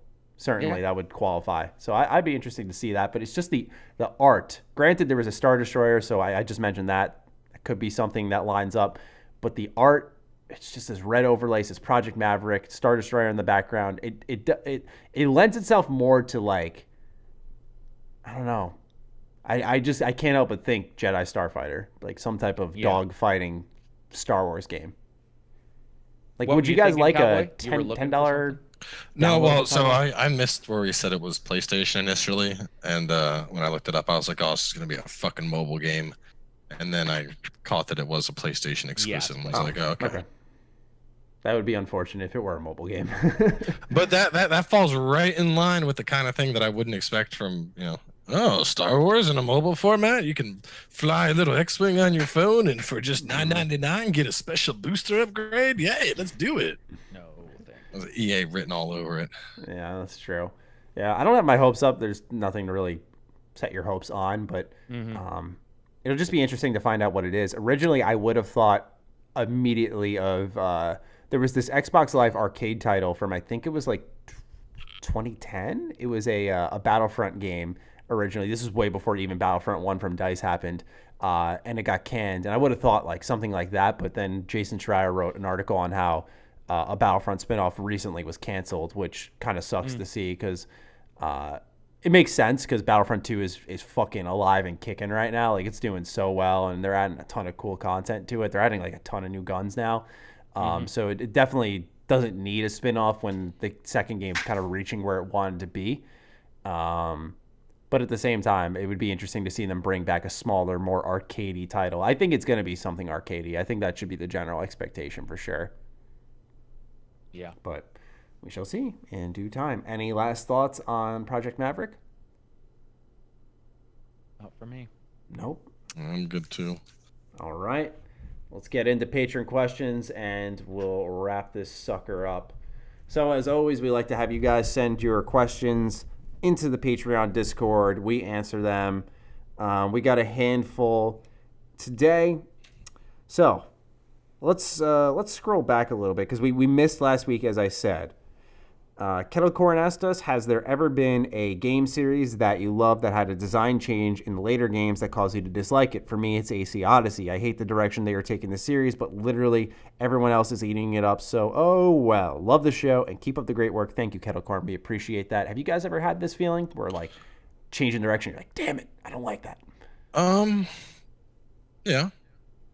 I mean, I'm part of the camp that loved AC Odyssey. I don't think it feels like an Assassin's Creed game anymore. It feels very much like something new.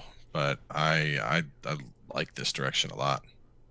But I mean, it's I don't know. There's not a lot of games where we see such a directional shift like that. So it's hard to really say. I think of one where I would say for me, Rainbow Six. I was a big fan of the old Rainbow Rogue Spear. We're talking old, by the way, like Dreamcast, like ancient. I liked those kind that were a little bit more towards the Arma, towards the military sims. I really, really enjoyed those. So I would say that was I don't. But here's the thing: he said that you don't like. I'm pretty open to change. So I don't know of one where I'm like I don't. Wait, something popped into my head. Nope. God damn it! There is a game, and I know we're gonna do this thing.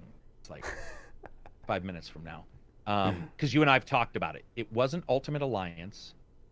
There was a game you and I both liked on the Xbox, and they changed the format.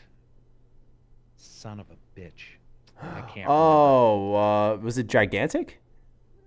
No. The 5v5 game. I fucking love that game. It has nothing to do with direction change. Was it Recore? I don't know. No, there was a.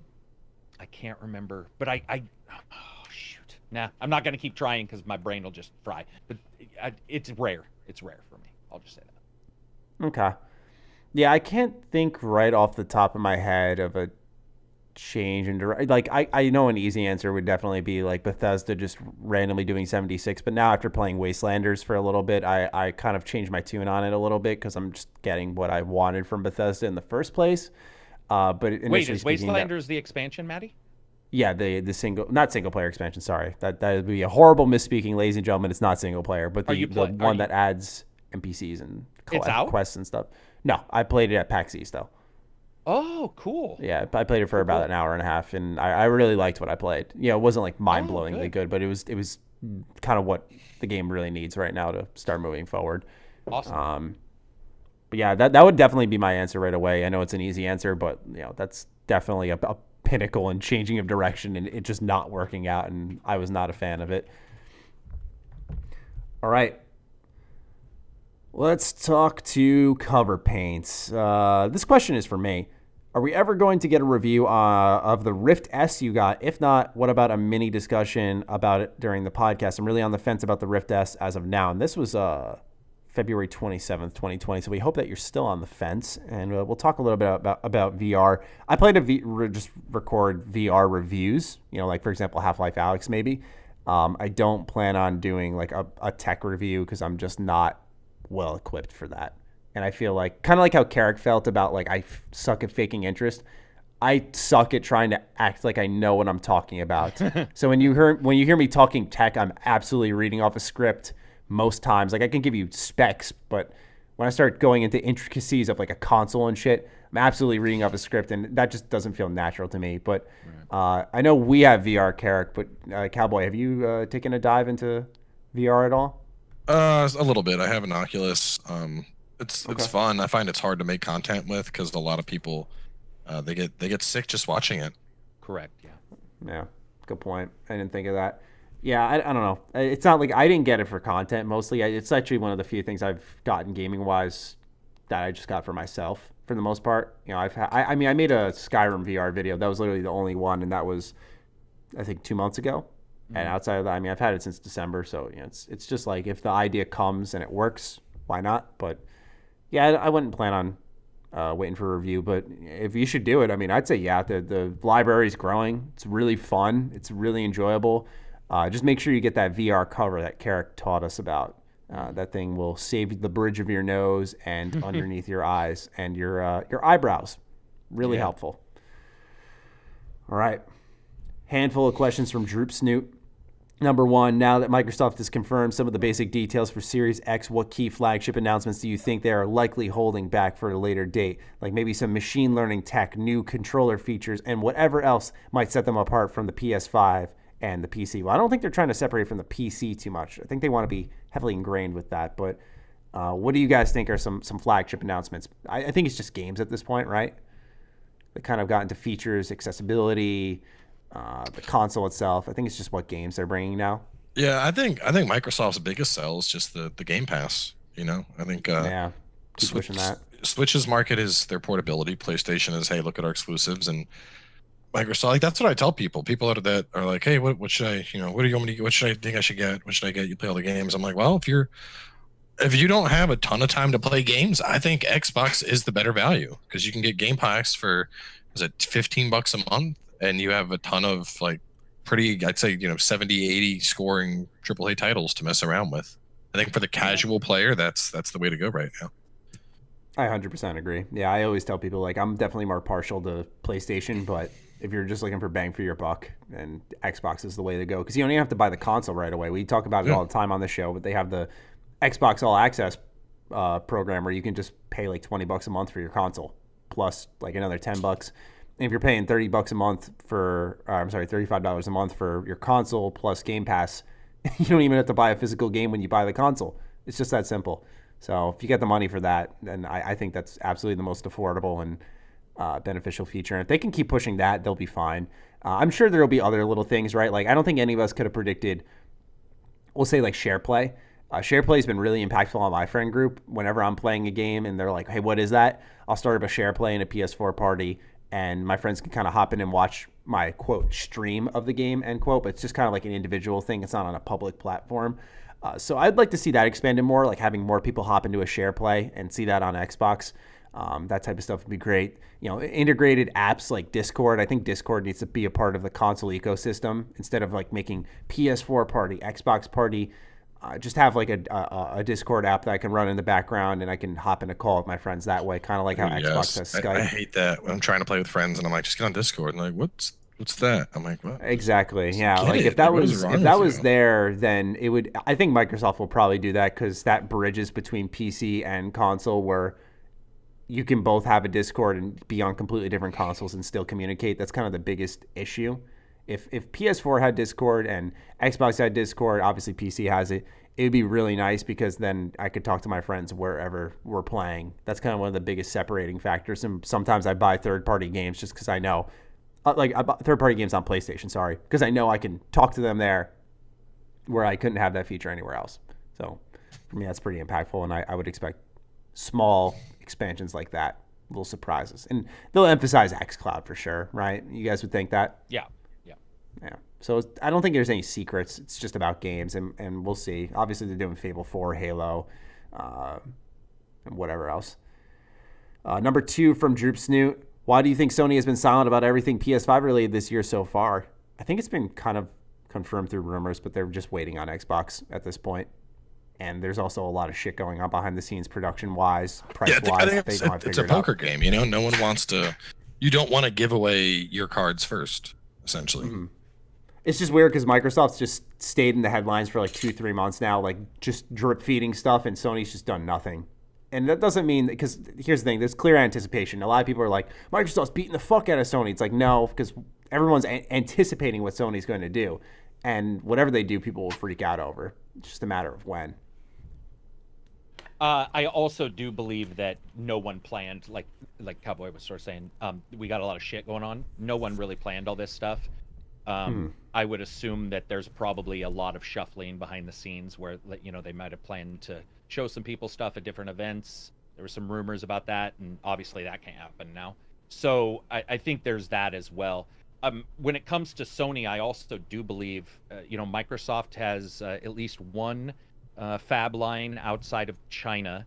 I think Sony's got 0 so far, but is looking. I think another thing is they have to decide how they do their console and how many numbers there's going to be of their consoles before they really decide on price too. So yeah, and it is a poker game. It's chess. It's like trying to decide who's going to offer what. Also, Microsoft, I would assume, is just going to hold back that big deal program you were talking about until Sony does announce. So Microsoft will probably say their prices at some point, and then Sony may say theirs, and then Microsoft will be like, "Oh, we forgot to tell you. You can also just get it for a monthly." Good point. Just going to be this over. Everybody's going to leapfrog. But the weird thing will be at the end of this year, how many people can get them? That is, and I don't think folks realize, everybody in the industry who has any contacts is telling you right now games are going to be delayed for sure because of this stuff. And consoles, at the very least, and the channels they go through are being slowed down dramatically. So there's a lot of behind the scenes on that too. Yeah, for sure. Last question from Droop Snoot is that what indie games are we looking most forward to coming out this year? Yeah, does Ori count as an indie game or not? Since Microsoft bought the studio, it's published by Microsoft now. I would say, I think it's called Cyber Shadow. It's by Yacht Club Games, people who make Shovel Knight. They're making kind of a game that reminds me a lot of The Messenger, and I love The Messenger. One of my favorite indies. I think that's the name of it. I don't recall it, but it's coming out in 2020. Yacht Club is probably breaking out of indie in a manner of speaking, just because of how much Shovel Knight and how much Shovel Knight's making, and like it's in Smash Bros. And I'm sure they really aren't in a situation where, like, you think of the indie startups like In a House or something like that. So yeah, that's kind of probably the game on my radar. So with that, we're gonna tap through a couple more questions. We wanna beat Cowboy before he has to dip out. Cowboy, are you ready for a little rapid fire action? Yeah, let's go. Fast mode. Here we go. All right, here we go. Do you think games will ever get to the point of openness where AI can understand slang and other complexities in conversation? Says Natural Calamity. Yeah, I think eventually it's going to be like Sword Art Online, except we're just all going to use it to have virtual sex instead of playing games. Excellent. Karak? Yes, it will be there. Same. Benjam, what things do you want to happen? Hold on, wait, I misread that. What things do you want to happen in your life to make you say, I made it, in the terms of achieving self-goals? I want to hit 1 million subs. Yeah, wow, took the words out of my mouth. That would be kind of the I made it. Karak, you've already made it. This is gonna be weird. I don't have an answer. What about have a beer named after you? I don't drink. That would be weird. I'm allergic to alcohol. You know what? Man. I don't know what I would. I don't know. I really, truly don't have an answer for that. I have no answer. Sorry. Okay. No problem. That's no weird. problem. Okay. Mike Fury, 2 questions. Surprise, right? Here yeah, we only go. 2. Only 2. He did a good job. Is it technologically possible for PS5 to not be only backwards compatible for PS4 games, but also for PS3 and PS2 as well? Yes. Yeah, Is it going to happen? No. You can already do this with PC. It's a question of how much Sony wants to invest, essentially. Right. Yep. Exactly. Number 2, what is your favorite game stranded on a console? Persona 4 Golden on the Vita. I want it to go everywhere. What was the question? What is a game still game? stranded, like something that hasn't moved to PC next gen, something that's just left in the dust. Ooh, Armored Core. Armored Core is an entire franchise. The last time we got one was Xbox 360, PS3 days. It's only a matter of time. Oh, I hope so, man. I hope Miyazaki has one banging out. I mean, backwards compatible is possible, but Jade Empire. Yeah, that's still stranded though. Yeah, because the PC version sucks. It doesn't run well. Yeah, it doesn't run well. All right. Last set of questions comes from Johnny EC. Chances of, we're going to call it The Thing, delaying/canceling E3. Oh, 100%. Very, very high. Yeah. Very high. Yeah. Every other event has been captured unless there is a magical vaccine that pops up by, April, E3's done. Yeah, 100%. Number 2, E3 wish list, question mark. Eden Ring footage, Armored Core announcement. Yeah, I would agree with the Elden Ring or Eden Ring. I don't know how you guys are pronouncing it. I would definitely agree with that. And then Jade Empire. I've been replaying it, so my brain is all over Jade Empire. Yeah, I would say for me, E3 wish list would be Sony doing a surprise announcement during the week of E3. Now that it's probably going to be shut down, they're going to do a surprise announcement that Sly 5 is happening. I would love to see Sly Cooper return. And of course, a KOTOR remake finally being announced, or remaster. I'm surprised you didn't have a Persona on Switch. I don't see. I'm not. I have my Vita, so I don't want to sound selfish, but I don't give a fuck about that. Like, I just want them to just put Persona everywhere. I don't give a fuck about Nintendo. Yeah. I really don't. I just go like the Persona 4 on Vita it's good enough to own a Vita. That's how I always tell people. So if you want to play it so bad, go get your Vita. But in all seriousness, I wouldn't mind if it came to Switch. They're idiots for not porting it there yet. Yeah. But anyway, that's all the questions we have. We had to rapid fire through them. We wanted to meet time limit. Plus, we're almost 2.5 hours in, so it's a good time to wrap up the show. Cowboy, thank you for joining us once again, man. Thanks. It's been great. Good to be back. Always good to have you. And we will talk to you guys next week. If you got this deep in the show, put hashtag rapid fire, tag our Twitter handles. And, tag those Twitter handlers. And we'll talk to you guys next week, all right? Peace out.